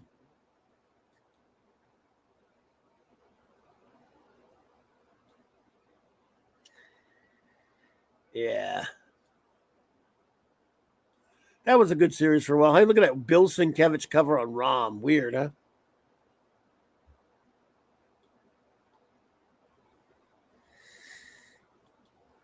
Isn't that weird? What do you think about that, HB? He did some crazy covers back then.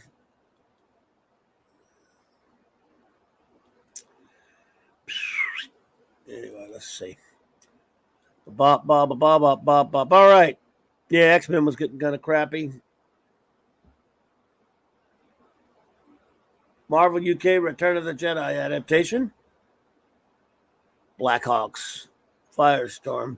There you go. Christmas time. You had Superman teaming up with Santa Claus. I might review this one. Because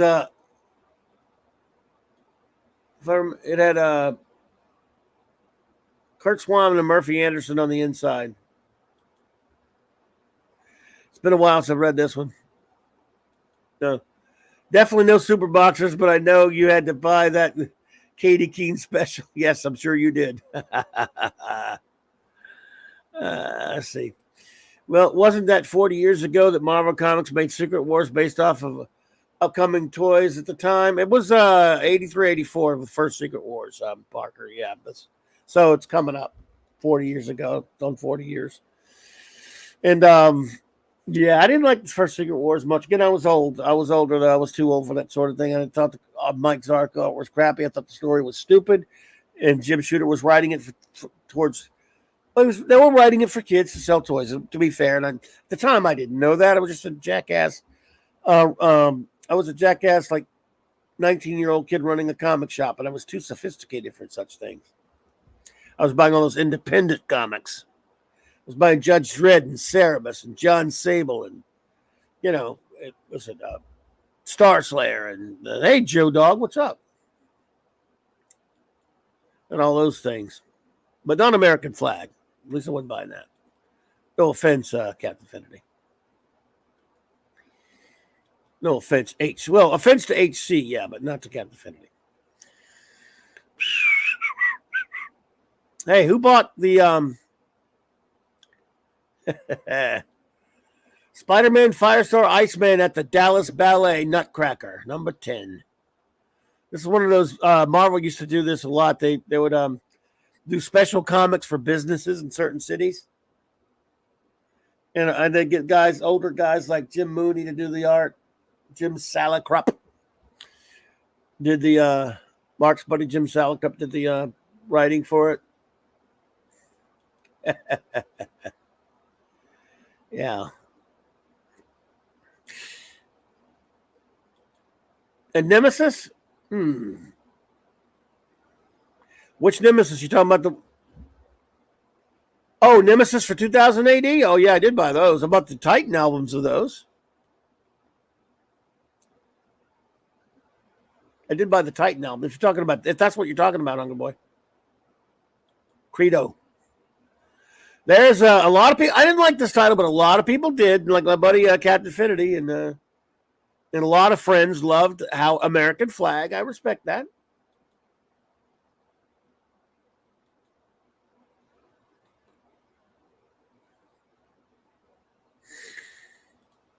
I totally respect that. Yeah, the Brit Nemesis. Great stuff.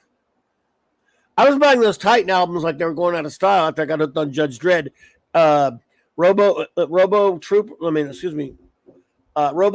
Rogue Trooper, Slain. Slain wasn't one of my favorite ones though. ABC Warriors, Alan Moore's Shocking Futures, Alan Moore's Twisting Times, The Ballad of Halo Jones. Love the writing, hated the art in American Flag, says Hungry Boy. I understand. I didn't mind his art much. I didn't care for that kind of storytelling at the time. I don't know. I'd probably like it if I went back and read it. I did buy they had Alan Moore backups in some of them, and I bought those, of course, because I bought everything that Alan Moore did. Speaking of which, was there any Alan Moore? But now here's a comic I loved a lot by Jim Starlin, Dreadstar, another one of those independent books. Of course, Epic was reprinting, not reprinting, they reprinted some of the stuff, but Epic was, he made a deal with Epic to own his own comic there. Who read Dreadstar? This was a good comic. Slan. It's pronounced Slanya.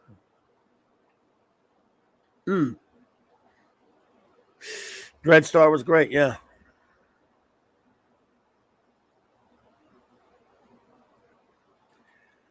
I always got American Flag and the American mixed up. I did like them. The American by Mark Verheiden. Yeah, it was an interesting book.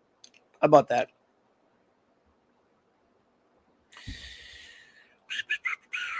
Shite. Let's see. What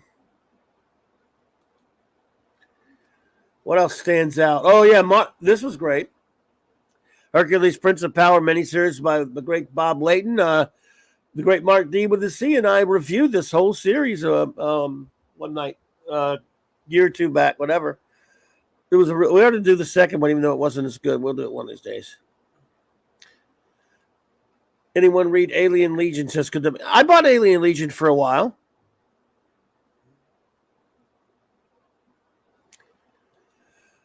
The second miniseries, Ironhide of Hercules, really? I haven't read that one in a while. I love the first one, so we're going to review the second ones next year. And then they even did a graphic novel of it. Yeah, there's Katie Keene right there for you, D-Bud. Fantastic Four, which kind of runs its course at that point. Amazing Heroes. Man, I loved Amazing Heroes. I never missed it. I have like every issue. I had the first maybe almost 200 issues of it in a row. I mean, consecutive, I believe. Still have them.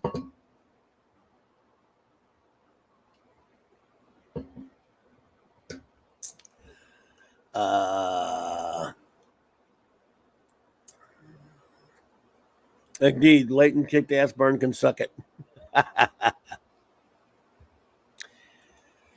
That current Spider-Man comic with Firestar and Iceman must have also been because of Spider-Man and his amazing friends being in repeats at the time. Oh, yeah. They were big then, yeah. Leighton saved Byrne early days pencils on issue of Champions. He did indeed. Yeah, I love Leighton. Leighton's still out there kicking, man. He's going all over the place. I see him on the twits all the time talking about different, putting up art and talking about gigs and stuff. He's running, rocking and rolling. Leighton, and I met Leighton a good number of years ago at a con, but he's a cool dude. Bob Leighton was one of the greats. Still is. Amazing Heroes. What a great mag.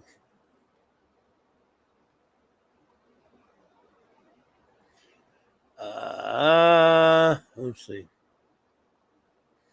Batman, you'll say this cover, it's got an interesting, I think it's a Simonson cover, it says anyway. Deadshot is back. Doug Minch, Don Newton, Alfredo Alcala. I remember this vaguely. I know I bought it. I'm trying to remember exactly.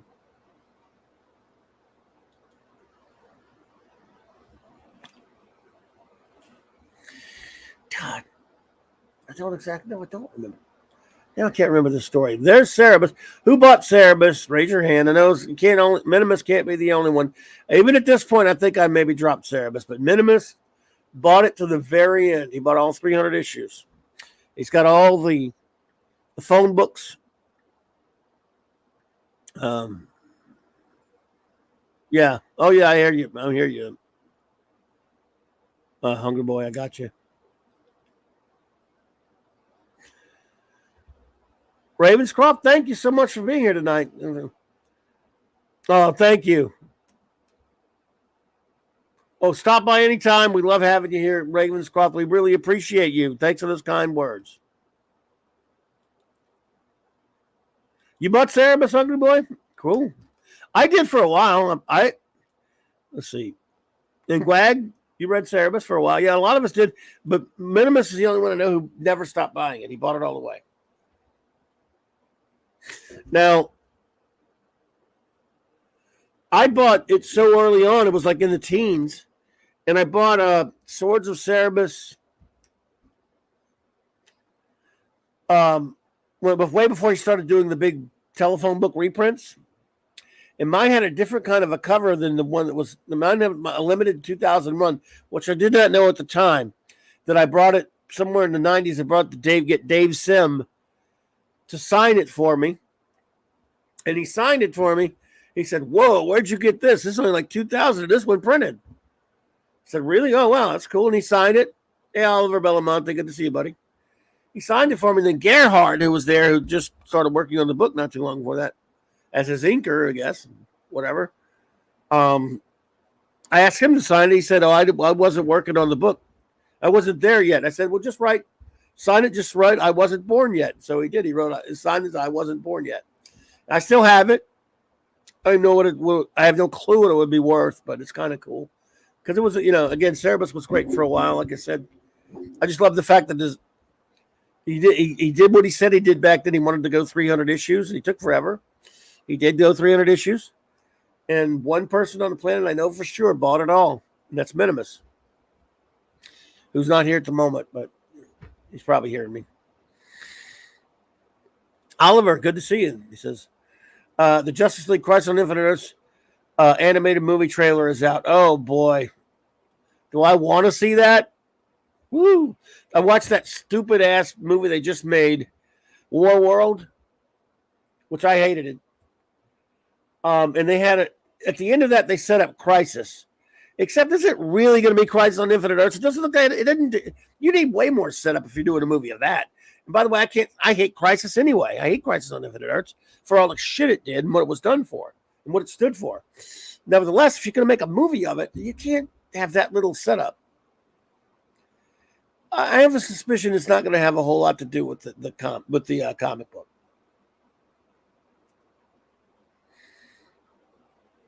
Just a suspicion. Oh, shite. What can you do?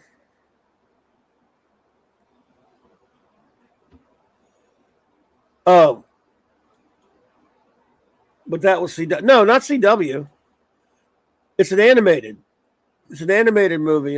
It's not the CW one. They're doing an animated one. I'll have to. Thanks, by the way, for that, Oliver. I will watch the trailer later. Did I sound like Marvin the paranoid android? Oh God, I'm so depressed. Here I am, brain the size of a planet. Let's see what else we got here. 40 years ago this month, they had a Trek comic, New Teen Titans. They had this reprint of the Hard Traveling Heroes by Neil and Adams, which is pretty cool. The great Dave Cockrum's Futurians graphic novel. How you like that? Hungry Boy, the beloved great Dave Cockrum. I don't have this anymore. I need to get this again. I need to dig it out somewhere. The animation looks weird. Oh boy, could not be reached. Well, hell, like I said, I did not like that last one, or that one that just did.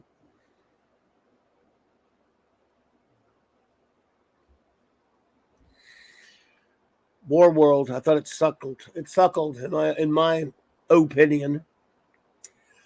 Oh man, look at this crap. The Fumetti book. Ugh. They had a lot of great reprints, Marvel, because Marvel was doing a lot of lousy shite. Jack Kirby's Destroyer Duck. I bought every issue of this. Did you? Who bought Destroyer Duck? 40 years ago.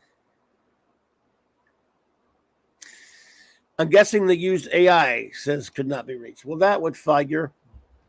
That figures. Damn it. You bought it twice, Hungry Boy. Cool.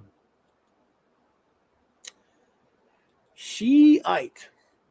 Let's see here. What else they have? Batman and the Inside Outsiders. Oh, I love this Superman special by Gil Kane.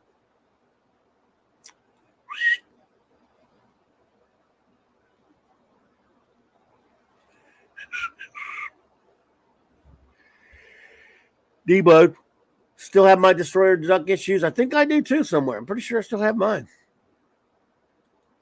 Sadly, at that point, Cockrum couldn't ink with Brian. Yeah, he couldn't. His art was not as good at that point. I'll agree with you, but it still is Dave Cockrum. So. Yep, Gil Kane Superman. I love it. More Gil Kane Superman there. Remember Camelot 3000? It took forever to come out.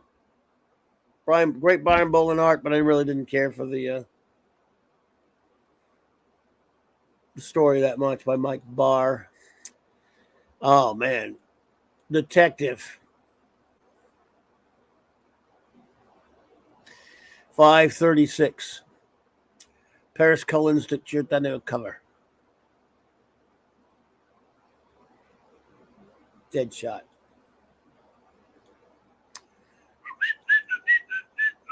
Let's see.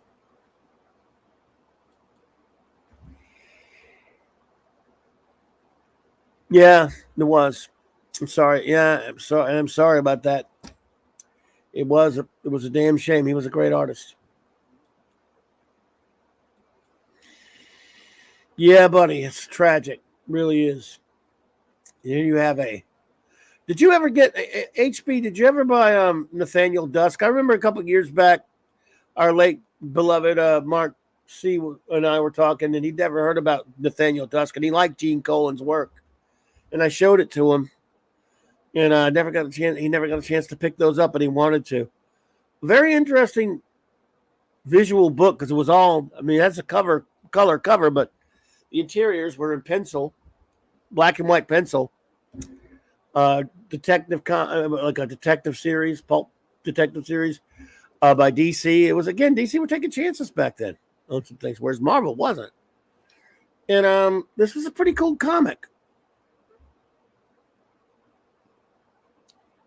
Oh, you remember Nathaniel Dusk there, HB? Yeah, good. I don't know if anyone else remembers it, but cool book.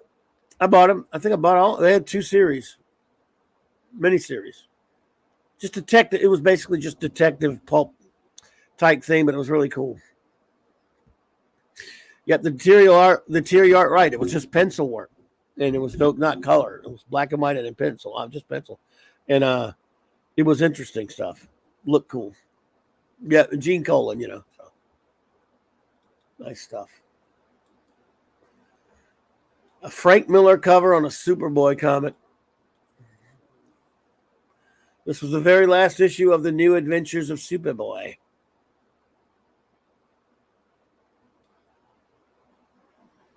Kurt Swan, Kurt Schaffenberger.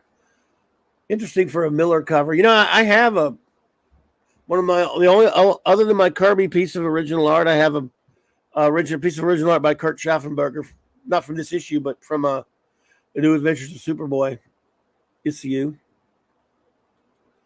Currently watching the original series of Star Trek's only two-parter on H&I, Clobby, on H&I. So you're watching The Menagerie? Cool. Love it. Great one. Everyone said no one can ink Gene Colan, so they gave us the real Gene. Yep. Completely uninked. Not too many artists ever got to do that. Back when Frank bothered the pencil properly. Yeah, Frank did some nice covers. He had an actual style then. Yeah, and he wasn't like super mega star at this point. He was pretty big because of Daredevil, but he was still making a little extra money doing covers and stuff. So, yeah. Considering the way he treated Superman and Dark Knight, I don't know why he did that. There we go with some World's Finest. This is going to be evil, but now we did 50 years ago. We did 40 years ago. We're kind of paying a tribute to the great Mike Voiles, who of this wonderful site created this wonderful site, Mike's Amazing World, that we all use. Great historian site. Now let's try 30 years ago. Look, this is going to be scary. 1993. Not a great year for comics for me.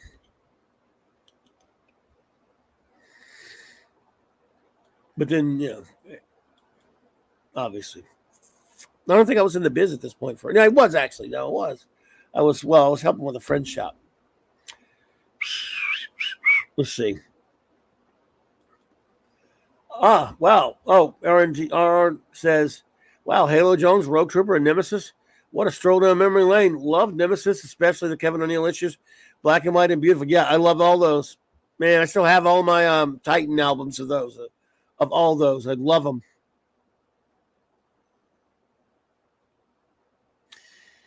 Yep, let's see. We have Anne Rice's Intercourse with a Vampire. Some Harvey books. Doctor Who Yearbook. Yes. Damn it, it's a UK book. I don't have this one. I don't think I have this one. I bought every yearbook I could get my hands on, but I don't think I have this one. It's got a picture from Remembrance of the Daleks. Won't we miss the days when Doctor Who was just Doctor Who? Damn it. Well, those were lovely days, weren't they? Yeah, it's sad about Mike. He gave us something amazing. He really did. And I don't mean that as a pun either. It just really is great. Now Comics. Remember the Green Hornet comic? I bought that for a while. Still thriving industry in a sense, though. You still have Harvey and Archie and all those different things. RoboCop Terminator. Boop, boop, boop, boop, boop, boop, boop, boop.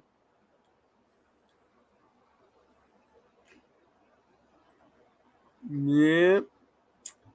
Robotech Sequest DSV comic.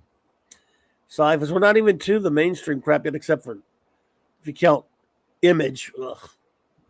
Imagey.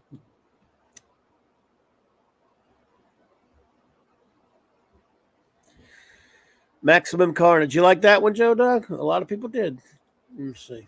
A lot of people did. Now here's one. I was loving Valiant for a while there, and then they started changing a little bit. I really liked Eternal Warrior for a while, though.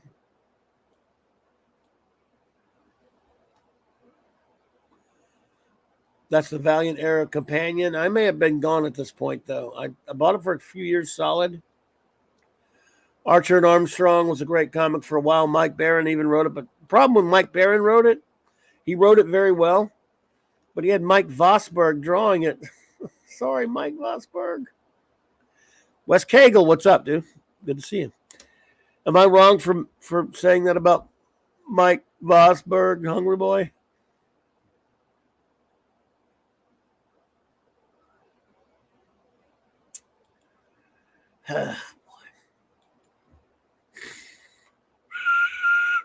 Let's see here. Oh yeah, Continuity Comics by Neil Adams. Yeah, well, it was his company anyway.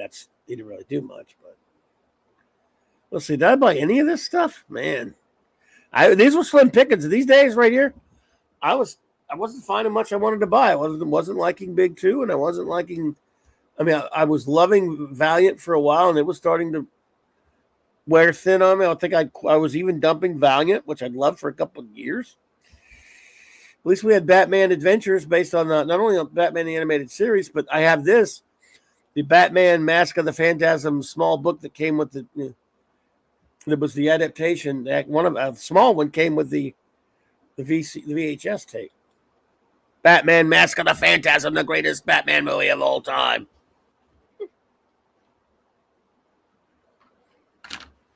They never played on movie screens.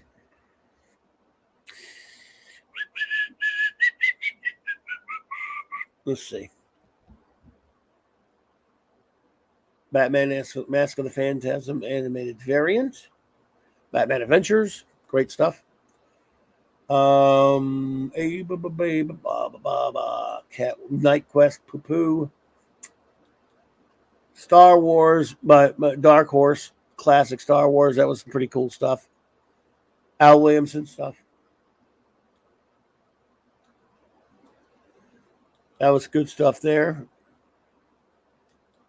Let's see here. Parker says, I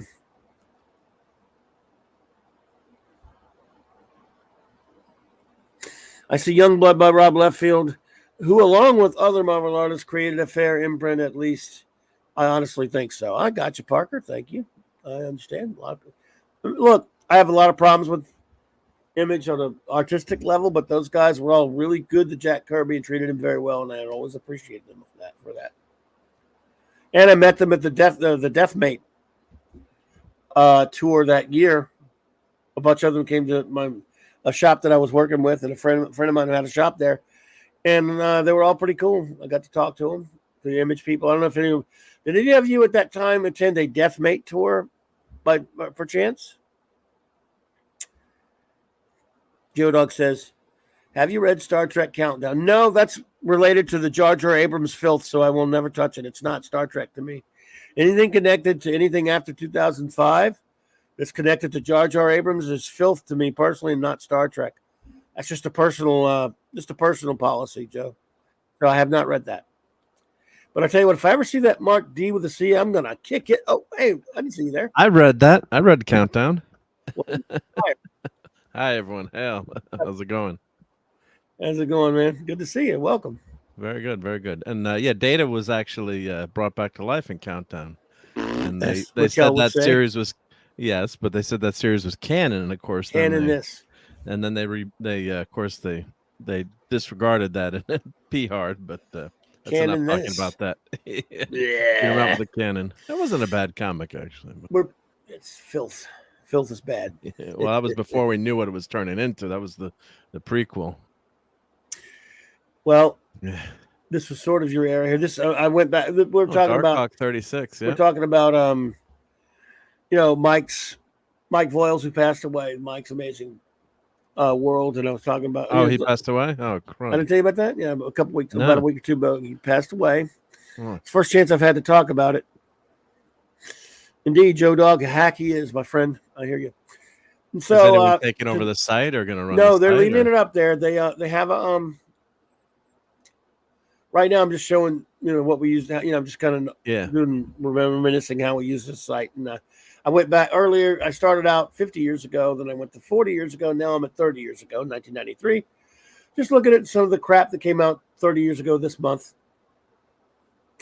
Oh, so what I bought. That's going to stay up, though, thankfully. Okay. Oh, yeah. He said, "I'll show everybody that message he had put up there in a minute." I haven't showed that yet because it's kind of disturbing, really. Indiana Jones with the Thunder of the Orient Express. So at this point, man, there were a lot of these. I bought this Masterworks Avengers. I remember that when we first started coming out with Masterworks. Yeah, that was a big deal when those came out. Big deal. Yeah. There's Sensational She-Hulk number 60. I wasn't buying that. I got that. I was buying. I remember what I was asking everybody. Did any of you, let's see if they answered, have the Deathmate tour in their comic shop in 1993? It was a crossover between Valiant and Image. And the Valiant and Image people showed up at tours at various comic shops, even down where I was, the one I was, my friend who had a shop there. Do you remember that or no?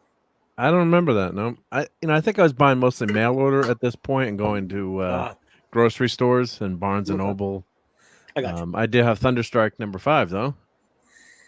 You do? Yep, I got the whole run of all 25 of Thunderstrike. Spoiler: he dies in the last issue. That's 30 years ago. Yeah, there it is. Thunderstrike number 5. Ron Friends. Ron Friends is a nice guy. Yeah. Good stuff. Yep. So nobody went to the Deathmate tour, man. Okay, the Deadpool. D-Bud says, no, I had a ton of unsold copies of Deathmate, though. I didn't have the tour. Yeah, Deathmate did not sell. But the tour was fun. Whole bunch of buddies, we all got together at my friend's shop in New Orleans. After that was over, we all went down to the Quarter and got in trouble. They got in trouble. I didn't. Not too much trouble. Dr. Mirage, I was still buying some Valiant, but Valiant at this point, I remember buying this one. Yeah. But the Valiant was really starting to... Secret Weapons, I bought that one. Man, I wasn't buying any of this mainstream stuff. There's Cerebus still kicking at number 177. Yeah. Again, Minimus bought this. I know that much. I never bought that. I have a friend who has a ton of those, but Minimus bought them all 300. And all the phone books. And the Swords of and everything. Let's see. The comics are going crazy at this point, right? I mean, was this was in terms of sales, right? Was it and then when did the bust come in the 90s? Was it a little bit later? Jamie. A little bit later, right? Yeah. Yep, Jamie Harbert, who I saw earlier at J-Man's channel. Do you remember the 1970s magazine-sized Battlestar Galactica comic? Yes, it wasn't magazine size, though. It was tabloid size, like the old Treasury editions. It was Jamie. It was an adaptation of the first episode, which was later movieized, called Saga of Star Wars, which was movieized and shown in theaters, and later compressed down into a little book and in a regular comic size. But yes, Marvel did that adaptation, and there was a Treasury size. It wasn't magazine size, but it was Treasury size. Yes. And I have it somewhere. I have the Treasury of that, I think, which is not cheap these days. They did a Buck Rogers one, too, but that wasn't Marvel. That was Cokie. Parker said, may have heard of it, Deathmate crossovers with Image, but didn't buy it. Gotcha. Yep, Shadowhawk cover. There you go. Phantom Justice. Let's see. I didn't buy any of those Image or Valiant. Yeah. Valiant era. I bought. That was getting toward the end of my Valiant volume. I was buying them for years. Did you ever buy this one?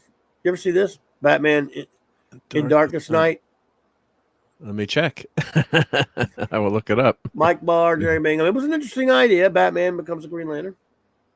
It was a one-off? Yeah, it was before. It was an Elseworlds, one of the very first Elseworlds books, really. Okay. If it's not the first, it was one of the first. A Golden Age Golden Age may have been before that, but may have heard of it. Decimate crossovers with Image. Didn't buy it. Gotcha. Oh, I already said that. Didn't Batman take whose Green Lantern ring did he grab? Batman at one point. Hal Jordan's. Hal Jordan, didn't he steal it or not steal it or one of the comics? Say again. In one of the comics, didn't Didn't he somehow take Hal Jordan's ring off? Or I'm trying to remember. I think so. I know in Batman Brave and the Bold cartoon, he used it because he's worthy, because he's the Bat. Yeah. I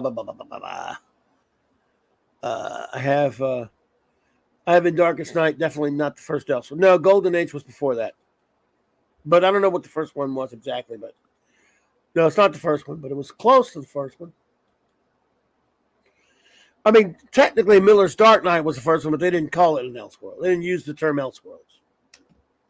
If you want to get really technical about it, or if you want to be stickler.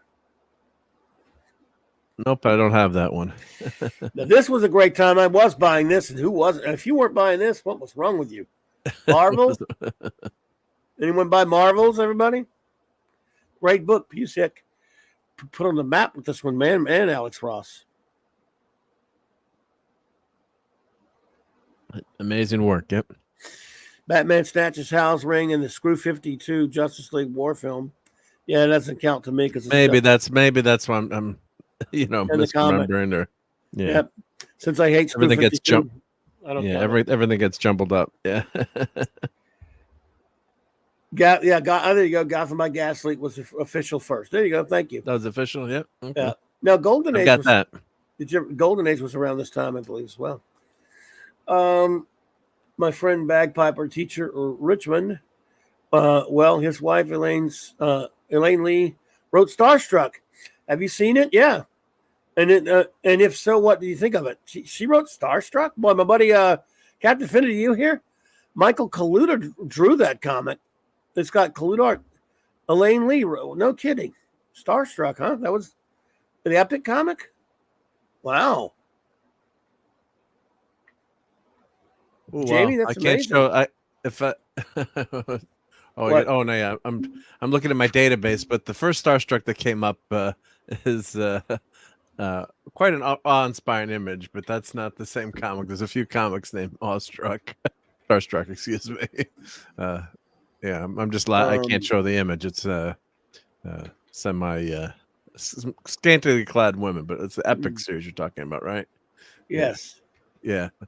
This was the IDW series, a little more risque on the cover there. I mean, I'm just looking at Elaine Lee, that's right. No, oh man, my friend Captain Affinity, who was here earlier, the Word Wizard, loves that comic.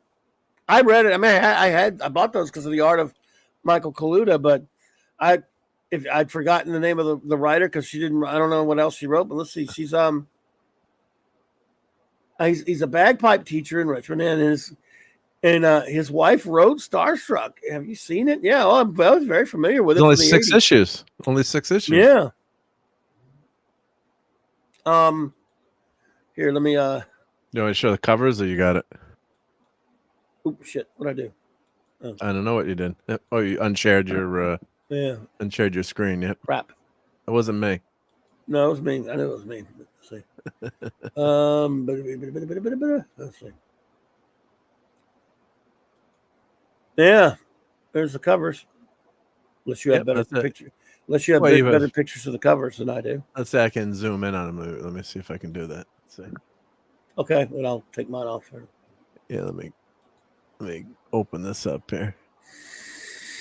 Where is it here? Let's see. Oh, show picture folder. Here we go. Met Ross when he began Marvels. I met Ross after Marvels in '94, so it was right after Marvels came out. Hungry Boy. Wow. There you go. Starstruck #1 by Elaine Lee and Michael Kaluta, one of the greats. Well, that's damn cool stuff, Jamie. Good. Man, that's amazing. That's issue 1. And Jamie, was that you earlier or someone in J-Man's chat? I can't remember who it was now. Said that their grandfather's uncle was Wayne Boring. And we were in J-Man's chat doing our Legion chat tonight. And someone, Jamie, you were there. No, but someone, I don't know who it was. And Hungry Boy, I don't know if you weren't. I don't think you were there at J-Man's tonight, but someone had come in and said that. Oh, that was you, yes. Jamie's grandfather's uncle was Wayne Boring. How crazy is that, Hungry Boy? That's amazing. There you go. Let me go to the next one here. That's 3. And this is Star Trek was well written, but should have been drawn by Broderick or Staten, Clobby. Really? Kidding. You better be kidding. Come on, man. Kaluta? Oh, we're going to have a fight here. No, he knows better. I won the individual issues of Starstruck. Oh, I won them? You said you won them? Okay. Owned? Maybe he means owned. Oh, owned, yep. Yep. Bought a local comic book shop, yep.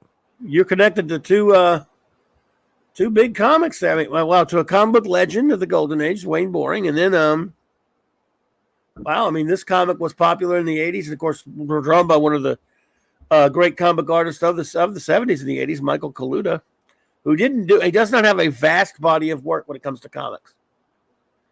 But what he has is it's just phenomenal. Now, I think I bought this for the art, but it's been a long time. And now I'm going to go back and read it. And there's 6 issues, so yes, and they're all very affordable. Very affordable. $5, $3. Wow! So you can pick up that whole series pretty easily. Yeah, that's extraordinary, Jamie. If I click on a line lead, is it? Let's see. I can search what else she wrote. Let's see. Yeah, Kaluta was slow, very, very slow. There's no question about it. That's why he just wasn't like a lot of not as slow as Bolin. You're right, but he just mostly did a lot of cover work. But man, the stuff he did, good Lord, he was extraordinary. Too good for comics at that point, really, to be honest. Yeah, I love his shadow. His shadow was my favorite. I had a Kaluta Shadow T-shirt, man. I wish I still had that. I had it in the 80s. Yep, his shadow is my favorite of his stuff there. Let's see, where's the writer here? So let me scroll down. What are you looking for? I'm trying to. You can search for. I can do a search for the writer. Let's see for her and anything else she wrote. I'm trying to see. It's not coming up with. Sometimes it doesn't. Oh, there it goes. Couldn't use the mouse to scroll. I had to use the keyboard. There we go. It's on the bottom. She does have a wiki. Let's see. Elaine Lay. So it'll tell me all the comics that she wrote. Starstruck. According to this. The audio play. It was an audio play. Yeah. She got a nomination for a Jack Kirby Award in 88. I mean, 85 rather.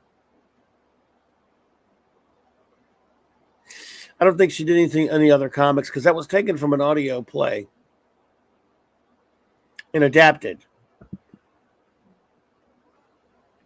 I gotta increase sorry, I gotta increase the font size here, but these are all the comics she wrote, so she's got quite a list there. I'm just scrolling to the bottom. Yeah, 147 comics that she wrote. It was a stage theater. Really? What other comics? Let's see. It's Vamps, Book of Night, Vampirella, Dark Horse. There you go. Starstruck. We've got Starstruck on there, of course. Wow. Indiana Jones. It looked like scrolled through there. Okay, worked from Dark Horse. Well, there you go.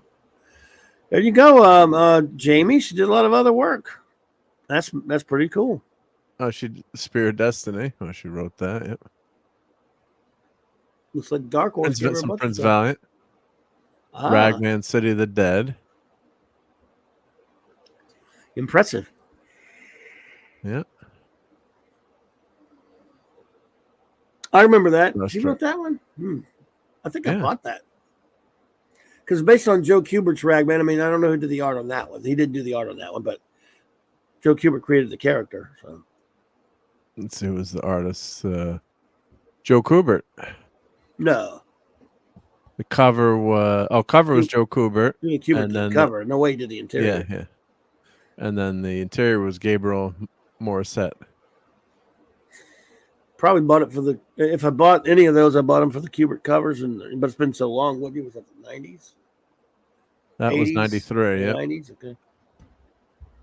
Wonder if I have those. Yeah, I remember the series. That, I just don't really remember much about it other than he was, a talented Valiant. He was only really appeared in like first issue special by Joe Kubert. Was the one time he appeared, and then not much after that till he got that Ragman series. Yep. So yeah. Well, there you go. Yeah. Nice. And, I did get some new comics this week. I don't know if you guys. Well, we may as well roast your new comics. I mean, yeah, let's do it. We got a little bit of time here. Yeah.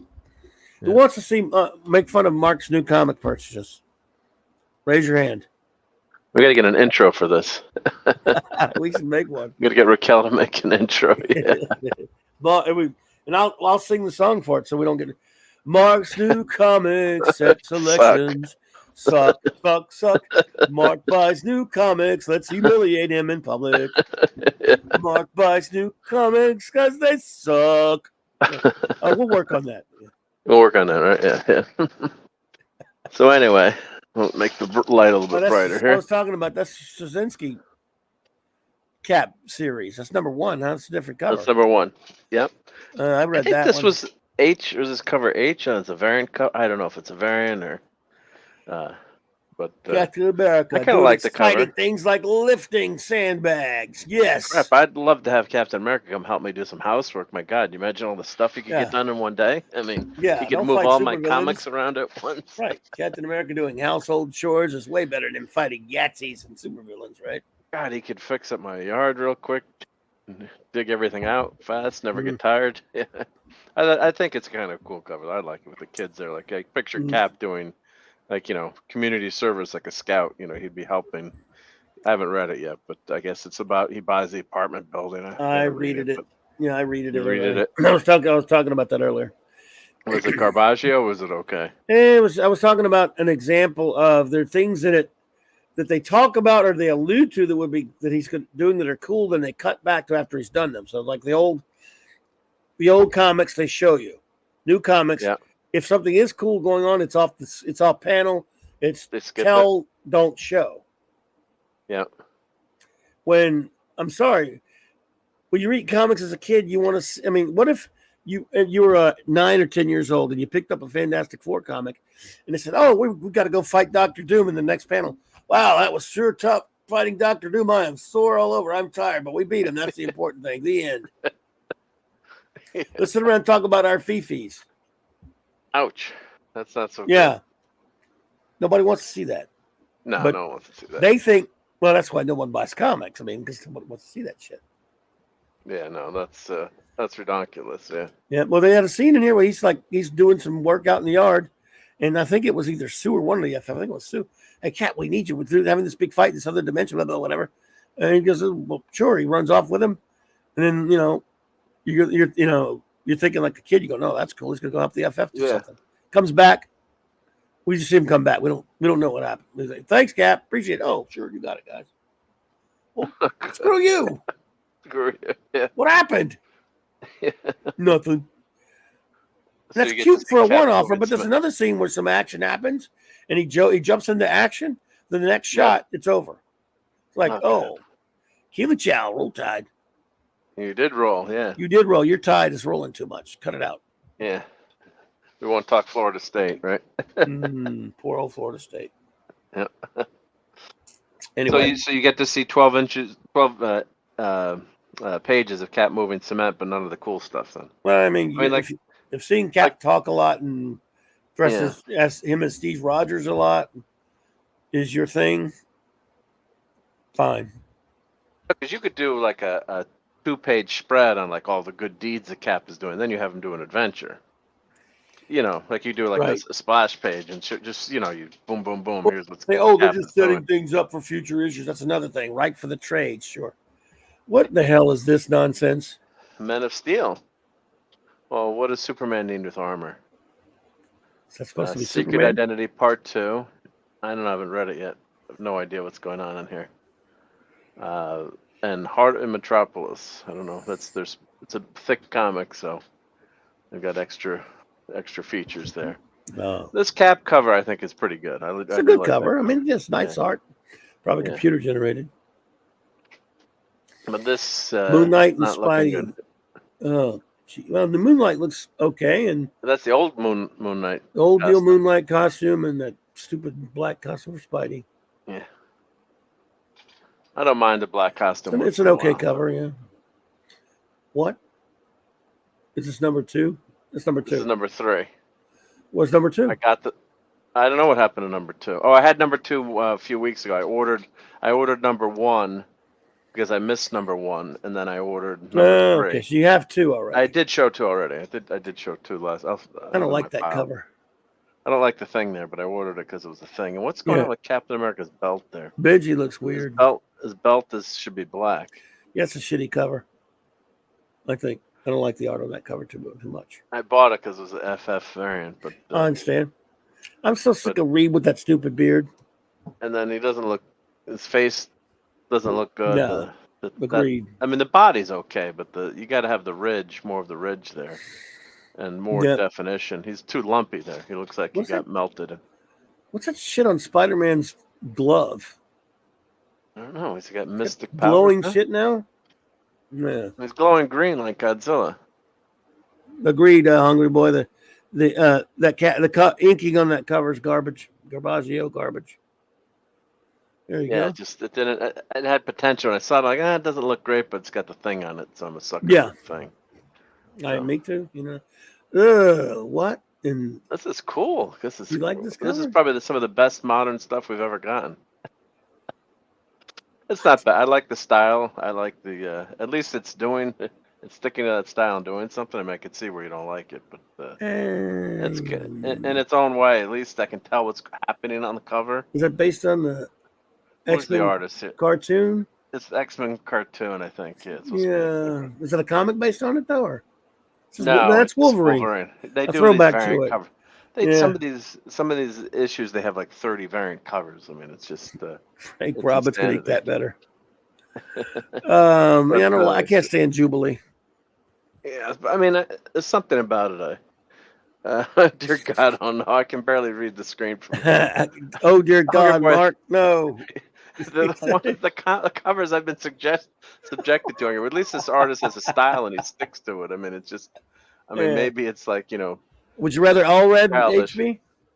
Yeah, I mean, there's different levels of. My standards have been so lowered now. No, I hear you. But I thought it does catch your eye from a distance with the colors. At least it's got colors that pop out. It's so I'm trying to.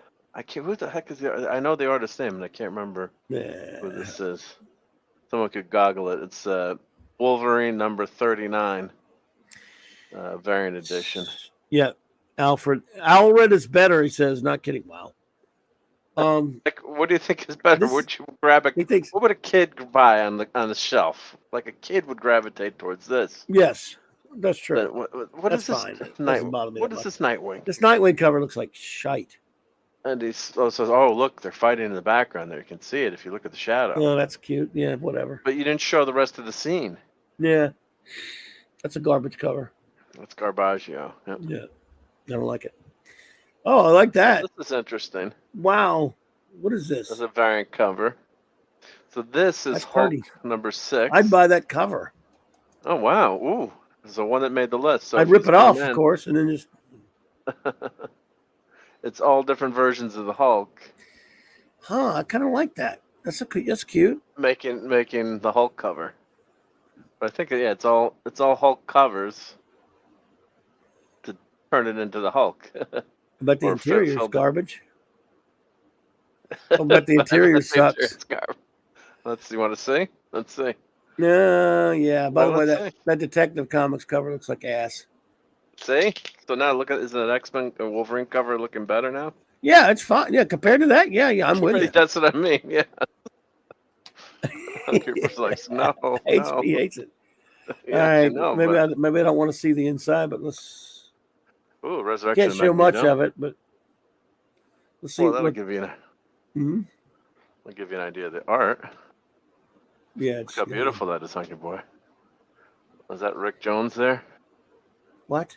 No. One more page. Can't really show much, but yeah. Well, yeah, it's all right. You're not getting for a couple pages. Yeah, seen enough. Hunky Boy can't wait to buy this. Was it Ghost Rider or something? I've seen enough. Well, let's see who did the cover. Let's see. Spirits of Vengeance Part 1. Philip Kennedy Johnson. Nick Klein, artist on the interior.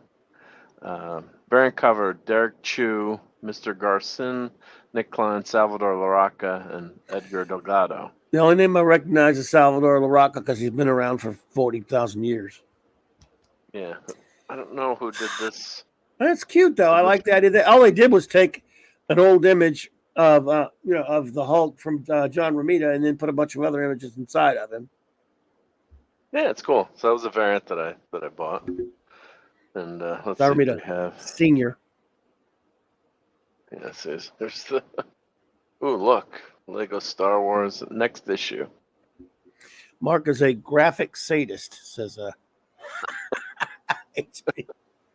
That's why I was telling you that Wolverine wasn't so bad.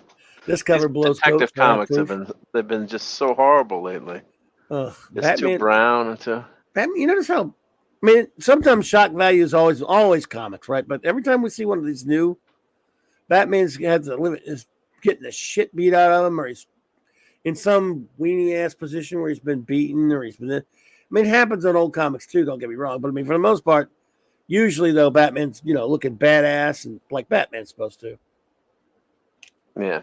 He never looks badass. Devon Martin's headed to bed. I guess I can't read from here because of the comics. Hi, D-Bud.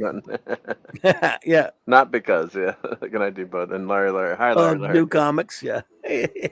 So let's review these. All right, fail. You're saying that's a fail, but I'm saying compared to that, I agree. I know it's bad. It's bad. It's harmless. Yeah. It's cartoony. Harmless. I don't hate it the way HP does. This sucks. Is a fail. It sucks, donkeys. Yeah. This is bad. Modern. This is not, Moon. I don't mind that one too. That one I don't mind much. At least Moon Knight looks sort of okay. I don't really need to see his crotch, but those are what you call buffalo shot comics. Yeah. Crotch. This is bad. Yeah, it's dull. This I like. It's decent enough art. It's cute. It's cool enough. It's fine. It's harmless. And then this is that one's I kind of like the Hulk one. Yeah. Just for novelty, as a novelty, It's just kind of they took an old image and stuck a bunch of old Hulk. I mean, it's cool. It's kind of thing you'd like a post. Would make a good poster. That'd be a good poster. Yeah. Two non-fails. And while I've got the camera on, I want to show the new Star Trek ornament that's out. It's like smaller than a micro machine. Perfect for the Doomsday Machine. So it's perfect for the Doomsday Machine. So this is Hallmark. Here's the ship, and they have a mini Kirk. Tiny. It's tiny. Like this is supposed to go on your tree. You said mini Kirk, did you say? There's a mini Kirk too. That's the same size as he won't fit. He won't fit inside. A 1 inch tall. Yeah, it's a 1 inch tall Kirk. I don't know what the point of this is because who the hell is gonna be able to find this? The point is they wanted you to have something for their for your Doomsday Machine. Yeah. So look at this with the Doomsday Machine. I did have one of them where I used another ornament. Oops, I took the base off it. But yeah, see, it's about perfect. The right. Absolutely. It's perfect, isn't it? Yeah, close enough anyway. I mean, yeah. To be absolutely scaled, it'd have to be like even tinier, but that's perfect. That still works. That's pretty darn good. Yeah. Yeah, that works pretty. Perspective and stuff. That's going to be the Enterprise, of course, not the Constellation. If you get two of them, you could beat the crap out of one of them, make it the Constellation. Yeah. Well, I'll show you what Amazon did. So I ordered them, and don't rat me out to Amazon, anyone. So it says U.S. Enterprise NCC 1701 4 retails. So they shipped this box, and then they're supposed to open this up. So I opened it up. I'm like, oh, I got the Enterprise, but I got 3 extras. So wow, the price of 1. Nice. Winner of the Mr. Brown Alliance Starship Contest. What is that? Mr. Brown Alliance Starship Contest. Anyway, no, that's pretty cool though. To give you 4 of them. Yeah, because I thought it's $10 for this, so it's not bad, but it's still pretty expensive for something that small. Pretty expensive, small. Yeah. So So yeah, we got I got 4 of them, so I can use them for the Doomsday Machine, which is pretty cool. So it's a nice size. Yeah, one of them I did rig up with one of the ornaments that I had, but it said 1994 in it. So this one's actually kind of came and read with that. I mean, obviously you can see it's Enterprise, but it's got a nice, not a bad paint job for something that damn small. It's pretty good paint job. Yeah. It's got the date on there. CBS Studios, all rights reserved. So very cool. Pretty I love it. Yeah. So check those out on That's smaller than my Amazon. Micro Machine almost, my Enterprise that I have hanging from my rearview mirror. Yeah, it's smaller. Yeah, because the Micro Machine's actually bigger. Because I was thinking of using a Micro Machine for the Doomsday Machine, but it's too big, relative to the scale of the Doomsday Machine. So yeah, this is pretty much the exact right. I mean, it's close. It's close enough that it looks good. If you had a display with that, so I'm gonna attach some fish wire to that and hang it. Have that set up. Perfect. So that was, thank you, Amazon. Well, you got 4 of them. You could have like a bunch of starships fighting it. Yeah, have a fleet. Yeah. Maybe I'll order another one, see if I get 4 again. But yeah, I have to go to confession now. Like I was saying earlier, modern comics are very badly written these days. But if you're a collector, it is because you love your love for a certain character mostly. Yeah, some people just buy out of habit. They can't stop. Not just you, Jay, man. I know I have friends that do it. A lot of people do it. I understand it completely. Believe me. I mean, we may give you some shit about it, but we understand. Yeah, you're a collector. You're a completist. But at some point, I guess you got to say that's it. I mean, if you want to, I mean, it's just they're so expensive, all that shit now. So it's like, man. But let's see where we're at. So we'll get out of here in a second, folks. I'm just going to show a little bit more than 30 years ago, and that'll be it. Yeah. Nova, not my Nova. Spectora. See any other Nova? There wasn't a lot of comics I was buying at this point. 30 years ago, I was turning up my nose at comics 30 years ago. Yeah. Not completely, but yeah, I mean, there just weren't many books I liked at this point. I was very jaded. Doom 2099. I was getting not me, man. I wouldn't buy Marvel or DC at all, and I was getting done with Valiant at that point. See, there's got to be something on here 30 years ago that this month that I bought. I'm looking. Tales? Would you buy Marvel Tales or no? I bought some of those Valiant books. No, I didn't buy Marvel Tales. How about What If 58? We'll see. Did I pass it yet? Punisher right there. No. Nope. I bought that. The Infinity Doctor Watch? Who magazine. No? I bought that. And I bought Harbinger and Solar. I still bought these 2. Okay. What did you say? What were you asking? No Warlock and the Infinity Watch. You're not buying that, right? No, I wasn't buying any Marvel or DC at this point. At all. No, I'm just trying to see if there's one that slipped through the cracks. No, that you maybe I don't think so. Actually did buy. Yeah. There was a DC book I was buying. Look, the 69. I'd already dumped a lot of these. Let's see. I was sometimes buying Legends of the Dark Knight, but not that crazy issue. I would pick and choose. Oh, here's one I was buying. Here's the Marvel book I was buying because it was Frank Miller writing. And even though it had terrible art by John Romita Jr., but Al Williamson kind of saved it a little bit. And of course, I had to buy it because it was Miller doing Daredevil again. So I did buy this series. I think it was 5 or 6 issues, whatever. Yeah. So yeah, I did buy. There you go. See, there was a Marvel book I was buying. Yeah.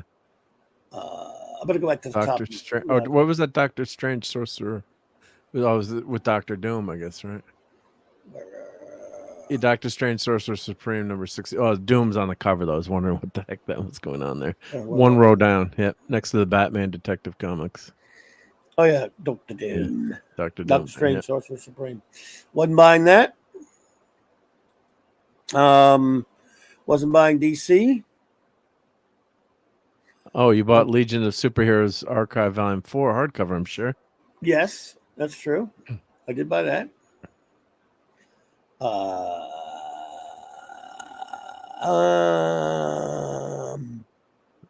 got to be something here I bought. Oh, Spidey Unlimited. I remember those. Yeah. No, let me go back to the top. Make sure. Venom. So the only things I bought this month were. I didn't get to buy this annual because it was. I don't think I bought that Dr. Annual, but I would have. Yeah. Sequest. Jeez. No, Ultraman. No. I might have got no. Eternal Warrior, I was probably that's Valiant Air Companion. I bought that. I was still buying some Valiant like Archer Armstrong. I was actually about Speed Racer for a while, but not that one. I don't think about that Zero issue. Wasn't a very good comic. Oh, Warriors of Plasma. I may have dumped that already. I had already dumped that. Yeah. I was buying Batman Adventures and Batman Mask of the Phantasm Adaptation. See? You have Harley Quinn's first appearance? No. I don't think so. That was in Batman Adventures. It was.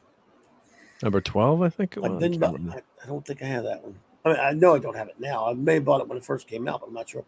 Now, this Masterworks, I don't know. I don't think I bought it, but it's back then anyway. I don't have it now, I don't think either. But I wanted it, but I couldn't afford everything, especially at this point. Shadow Man, I was still maybe buying, I believe. Didn't buy Sin City. No, since I bought the Magnus later. Yeah, Magnus I bought. Didn't buy Warlock. Didn't buy Thunderstrike. Bought Dr. Mirage for a while. Yeah, Secret Weapons I bought. So I was still buying some of the Valiant books, but I was getting close to the end of that. Getting tired of it. Valiant Era, I bought that trade. That's yeah. I think about that Batman Darkest Night. But no, man, it's yeah. Okay, let's go. All right, we're gonna do 20 years ago, and then we'll get out of here. Real quick. There's gonna be nothing you bought 20 years ago. 30 years ago. You might be surprised. Wow. Let's see. 20 years ago, folks. All right. Let's see. I'm sorry, I can't see the chat. Let's see what they're asking. You got a question, Clobby, did you buy the Wizard Price Guide? I saw you pass it a while back. Yeah. Oh, I did sometimes, even though I didn't like that. I hated Wizard. I bought Wizard even though I hated it. So I may have bought that one. 20 years ago, you can make a bet. See how much you think I bought? Not much. All right. Batman. That's a hardcover. That's not. I actually bought The Authority at some point. Okay. I did not buy any of this crap. I have Captain Marvel. I know you did. Yeah. In fact, you can tell me yours if you want. Yeah. Captain America would have. Yeah, you probably bought a lot of these. Not the Dark Horse. No. No G.I. Joe. I bought Frey that's a hard guy. I didn't buy that though. Yeah. A couple more archives Masterworks that I would have liked to buy. I don't think I bought them though. Those old Masterworks are just so cool because they're not too big and they're 12 issues in there. It was 10, perfect to read. Yeah, I love it. 10 or 11. Depending on if there's an annual. And then they throw an annual in sometimes, right? Yeah. But it was a nice reading size. I had the first Fantastic Four one. I think that's the first one I bought. I saved up for getting those I bought. See, that's the ones I couldn't. I had to have, so I couldn't get all of the ones I wanted. I bought this JSA All Stars. Spider-Girl 67. Of course, I got that. That's a cool cover. Did you buy that one? I got that one signed at Terrificon over the summer. I think I got. Which? Oh, okay. Oh, I see. I see what you're talking. Yeah, you remember mentioning that. Yep. I bought Thunder Agents Archives, but I don't think I bought it back then. I got it later. Let's see. Ultimates 12. May have bought that. Let's see. Why the America's Last Best Comics Trade. I may have got that. Which one? No, I'm just saying Why the Last Man is number 17. So just 20 years ago. I don't think I didn't buy it, but that's 20 years ago. Avengers 75 I would have gotten. Okay. Up top left, yeah. Oh, that one? Yeah, what a crappy cover. Weird. Yeah, it's not a good cover, yeah, but I would have bought it because it's Avengers 75. Oh, Snake Plissken. I didn't buy that, but that's cool. Where? Next. I bought that. Yeah, that one I bought. Cool junk. 2 covers.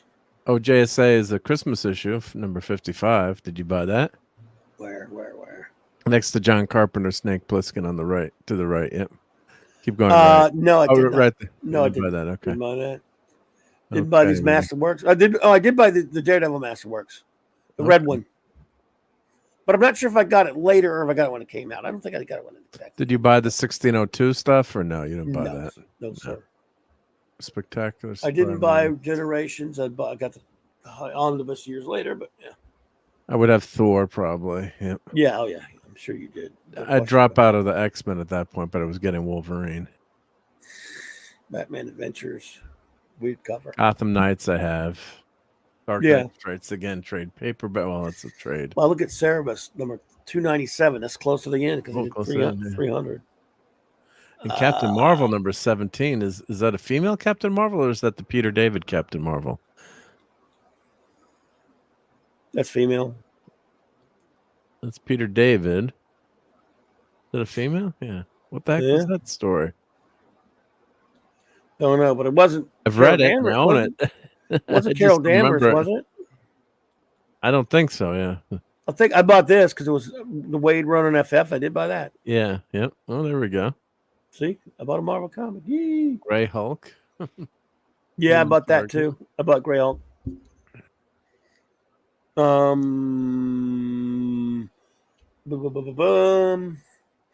everyone, I'm not seeing the chat, but I'll get back to it. Hungry Boy says, weren't there 35X tiles per week back then? Yeah, that's why I stopped too. It was just so ridiculous. Yeah. I bought the Plastic Man 80-page giant, I think.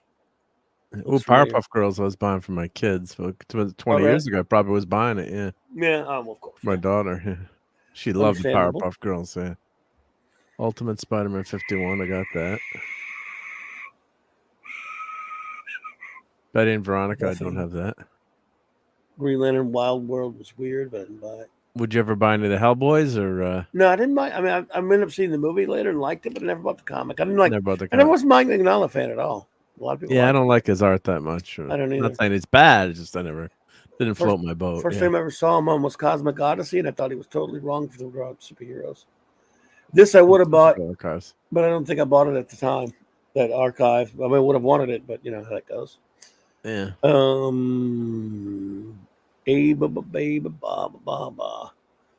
Wizard. So I didn't buy much 20 years ago, did I? No, not much. Yeah, I'm trying to look. So it was December of 2003. Yes, sir. Interesting. Yeah. That's way back, right? Way back machine. Yeah. So, yeah, there was a message. I just couldn't find it. How did I find it before?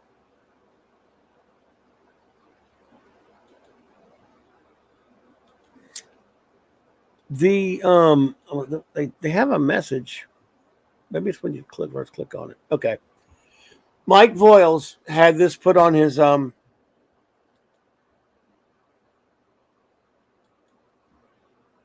Mike's Amazing blog, and so and as a tribute to him, we'll read it. It's Death. I guess he liked Sandman comic. I don't know. Welcome to Mike's Amazing World of Comics. It was my recent pleasure to help Mike on his way. This is him. They put this on his blog, folks. It's not me being weird. Yeah. No, this isn't a fit of delirium. It's real. But don't despair. Everything will be peachy keen. His website will not meet with destruction. Destruction. Yeah, I'm having trouble reading it. Barely see it. It was Mike's desire that his site remain endless. He made arrangements regarding the destiny of the site. Sleep well, for his dream will continue for a long time to come until we meet again. So, yeah. Very sad. But he really knew his stuff, Mike Voiles. And, yeah. Did you ever get to meet him or talk to him? Or? No. Nope. It's used his site forever. Yeah. For the longest time. I guess now I feel bad about it. But, yeah. So, great site. Love it. No, it's an amazing reference, and the work that it sounds like it was almost just him and a couple of people, maybe. I don't know, but it's incredible. It really is. He's a historian, yeah. All those covers and everything. My God, I mean, yeah, just been around for a long time. Amazing, and to be that database like that, to be able to just search. Yeah, it's a well constructed site too. I mean, it is. It's really well done. Yeah. I don't even know how old he was or anything like that, but I know I can find out because, in fact, let's do that real quick before we get out of here. We'll, yeah. Dan Greenberg had a write up on it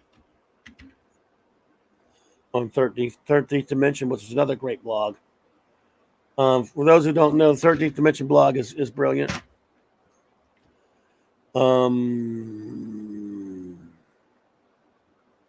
Oh, that's funny. Those Ultimate Spider-Man comics we're looking at from this month, I had them both signed by Mark Bagley at the shop. Just random. I just looked up what comics I own from December 2003. While you're looking that up. Yeah, no, I got you. Let's see.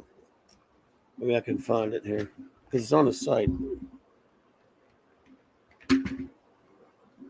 Yeah, Parker Luck. Yeah, One More Day. That was a big mistake. Big mistake. Yep. Yeah. I mean, the storyline was interesting in some ways, but then the outcome was ridiculous. Here we go. Yeah. Yeah. All right. So let's see. We should honor him, and we use his site all the time and stuff, and really appreciate what he did. So it's the least we can do, I think. Historian Mike Voiles of Mike's Amazing World of Comics has died. Posted by Dan Greenfield, November 27th, 2023. Okay, let's see here. Mike Voiles, the comics historian whose indispensable website, Mike's Amazing World of Comics, has died according to a message above on the website. The site, however, will continue after his death. Mike's Amazing World is one of two absolutely essential databases for comics fans and historians. The other is the Grand Comic Database, another one that I love, by the way. I've been using it since the 13th Dimension 2013 inception, and it is a central source for features such as Retro Hot Picks and Bronze Age Bonanza. I'm sure you yourself have used it a million times. Well, all the richer for its existence. Our sympathies go out to Mike's family and friends during this difficult time, and that's really most of what we have on it, other than some people talking about it. I mean, I hope the site makes a lot of money due to advertising, so it can stay alive. I mean, even if they don't update the site with new Garbaggio, but I hope it can continue forever. I mean, lose that database is just invaluable. It's amazing. Again, the two best, like I said, he's right. Grand Comics database is excellent, and it's way better than the stupid ones Marvel and DC. Their databases are stupid shit. And Grand Comics database, and of course Mike's Amazing blog, comics blog or whatever. It is they're the best, and I use them all the time. I use them for my Spinner Rack comic book and stuff, and I always meant to try to reach out to them or to whoever was doing it and try to talk to them, but just never. Now I feel crappy about it. I wish I'd thought of it. So. And the other thing, it's so easy to use, and like I always wondered, I always talk about how my grandfather, would bring me back comics, and now I can go back and see in order when I got the comics from looking at that, and oh yeah, so much I fun. can see because he only brought me back comics for 2 or 3 years, and it's maybe 200 total or whatever. But those are ingrained in my mind, those covers forever. So it's so fun to be able to see what the first month. And what when because you can see what we just did, what was for sale that month. It's amazing. It's so, and the covers are great. They're nice scans and all the data that they've got. So yeah, love it. It's fantastic. Let's see here. I had to cough. Sorry. All right, everybody. Well, I want to thank you all for being here with us tonight. Before I do my show notes and shout outs, I will let's see if Mark has anything to report or to tell us what's going on. Yep. So we got Toxic Tuesday tomorrow night. For your thighs only was the name of it, Clobberin? Yeah, no, for your eyes only. Yeah, for your thighs only. So head over to Nick's channel, Toxic Tuesday. 9:30 p.m. Eastern. I'll be doing the slideshow and hanging out with the crazy toxic guys on Tuesday night. It's not safe for work, or it's PG-13 plus. So yeah, but we always have a good time and maybe go off the rails a little bit. But that's I love Roger Moore Bond. So I think this is the last Roger Moore Bond we're doing, and then we're going to switch gears to another series. But here, there's Nick's channel, and if you're not subbed to Nick, sub to him. And of course, Mike, you're going to talk about the Clubhouse on Thursday, but I'll be running a slideshow, hopefully, or a watch party for the new episode of Blake 7. And of course, Sunday Night Geekery.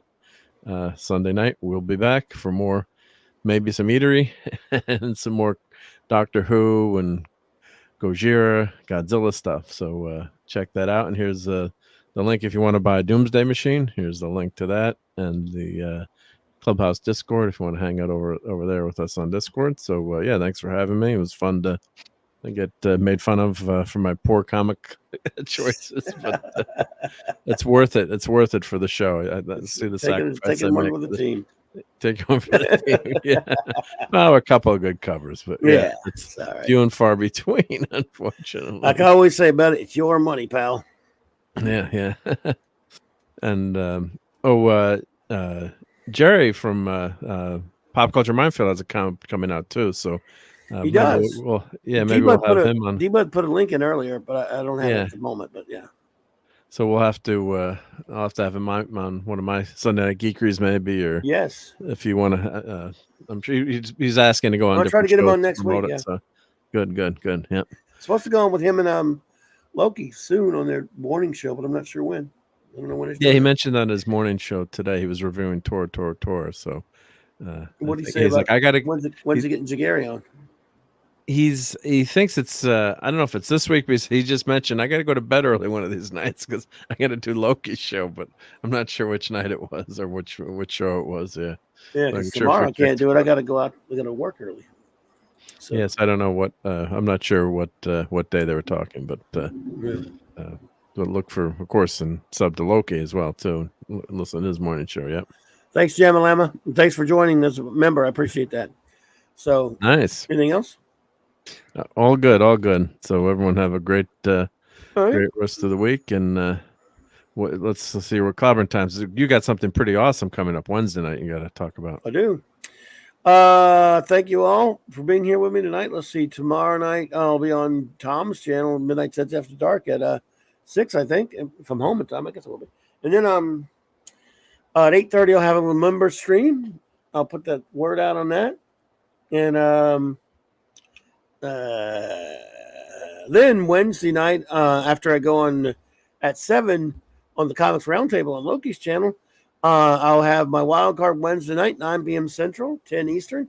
The great Jay Drunk 3PO will be hanging out with me. Welcome to the Rebellion. He's an extraordinary chap and a great dude, and I cannot wait to talk to him about comics. He wants to talk some comics, and it'll be a lot of fun because we've never hung out before. So I am looking forward to it. And I'm not worthy, but I'm definitely proud to have him. And then, let's see. Thursday night, as Mark had mentioned, we've got the Clubhouse with Raquel and Mark, Blake 7 review, and Star Trek The Early Voyages comic book review. And then, of course, before that, I'll be on Tom's, of course. And then Friday night, my Fourth World review channel. I mean on J-Man's channel for our Fourth World, Jack Kirby's Fourth World review. Getting close to the end of that, and then a few hours later on the Comic Shop Talk on Nick's channel, 32 Flavors of Nick Weiser, my good buddy. And then of course it's Saturday night Star Trek, 9 p.m. Central Standard Time, same Trek time, same Clobby channel, beginning season 4 of Star Trek Voyager, all culminating in. Back to the Sunday Night Geekery on Mark's great channel, 10 p.m. Eastern for that. And then of course, next Monday, Earth B. So that's what we got going on up in here. And want to shout out to our great wrenches, the great Eric K., Chris Persia, D-Bod Martin, Lord Thoth, and Lady Thoth. J-Man, Maddie's Daddy, Stephen Kal-El, Fandy Outsidey, Hungry Boy, Master of the Clobberin, and Maximum Redstone. And let's see. All of our fantastic friends who were here tonight. I want to thank Jamalama for becoming a member. Thank you so much. Hungry Boy, thanks for being there, bro. Appreciate you. RTNZ, Ravenscroft, could not be reached for further comment. Joe Dog, Oliver Belamonte, Keely Chow, Roll Tide, Parker Luck, Jamie Harbert. I hope I said that right. Awesome meeting you at J-Man's and then here. Thank you for being here so much. I really do appreciate you. I hope we'll see you here again. Dave C. Dave G. Sound also popped in, I believe. Larry Guagnar. Sorry I missed you earlier there, buddy. You know how bad I am at this. Oliver Belamonte.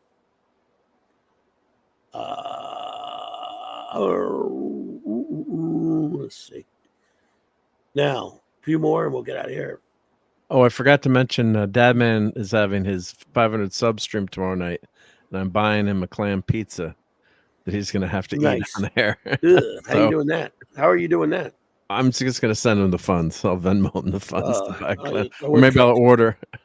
You know, I can order online if he gives me. I said, give me the name of the restaurant you're ordering from. I'll pay the bill. No. I said I owed him. I bet him if you get to 500, whenever he got to 500 subs, he had to eat a clam pizza. Ugh. So not worth it. So, he should delete some subs. West Kegel. That's terrible, by the way. Ugh, man, Jesus. We got more. I know. We have more. We had more out there.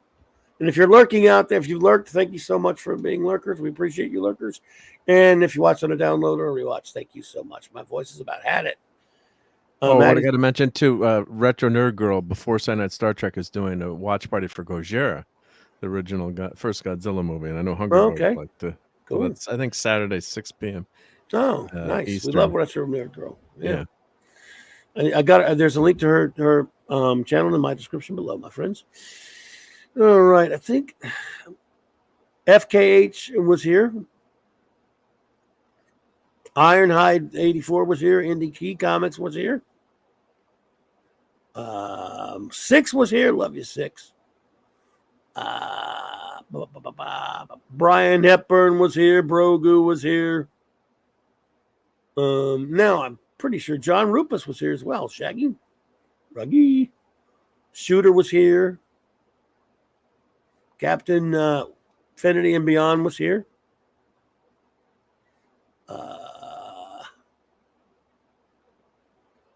DJ Play Nice was here.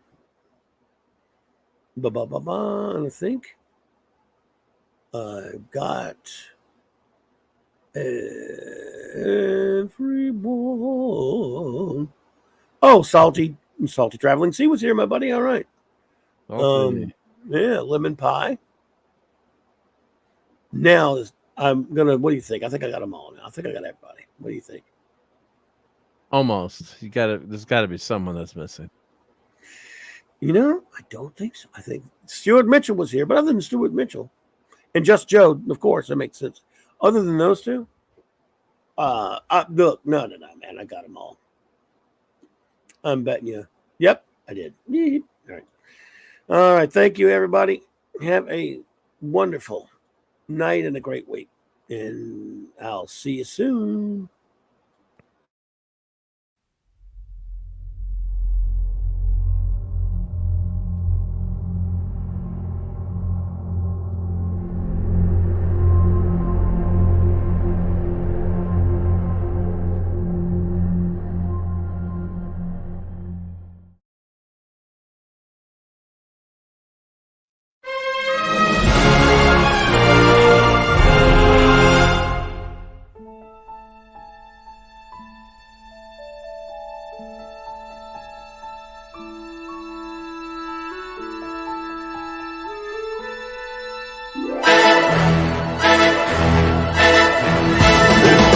Clobberin time!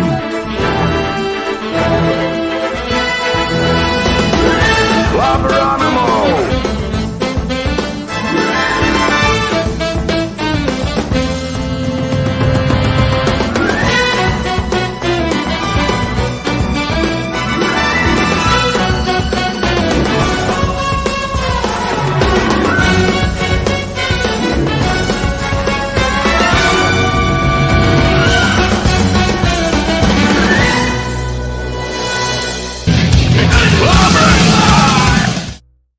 Get those nerds! Nerds! Groovy. Get those nerds! Nerds! Nerds! What? Come get some. Groovy. I just love clobbering time.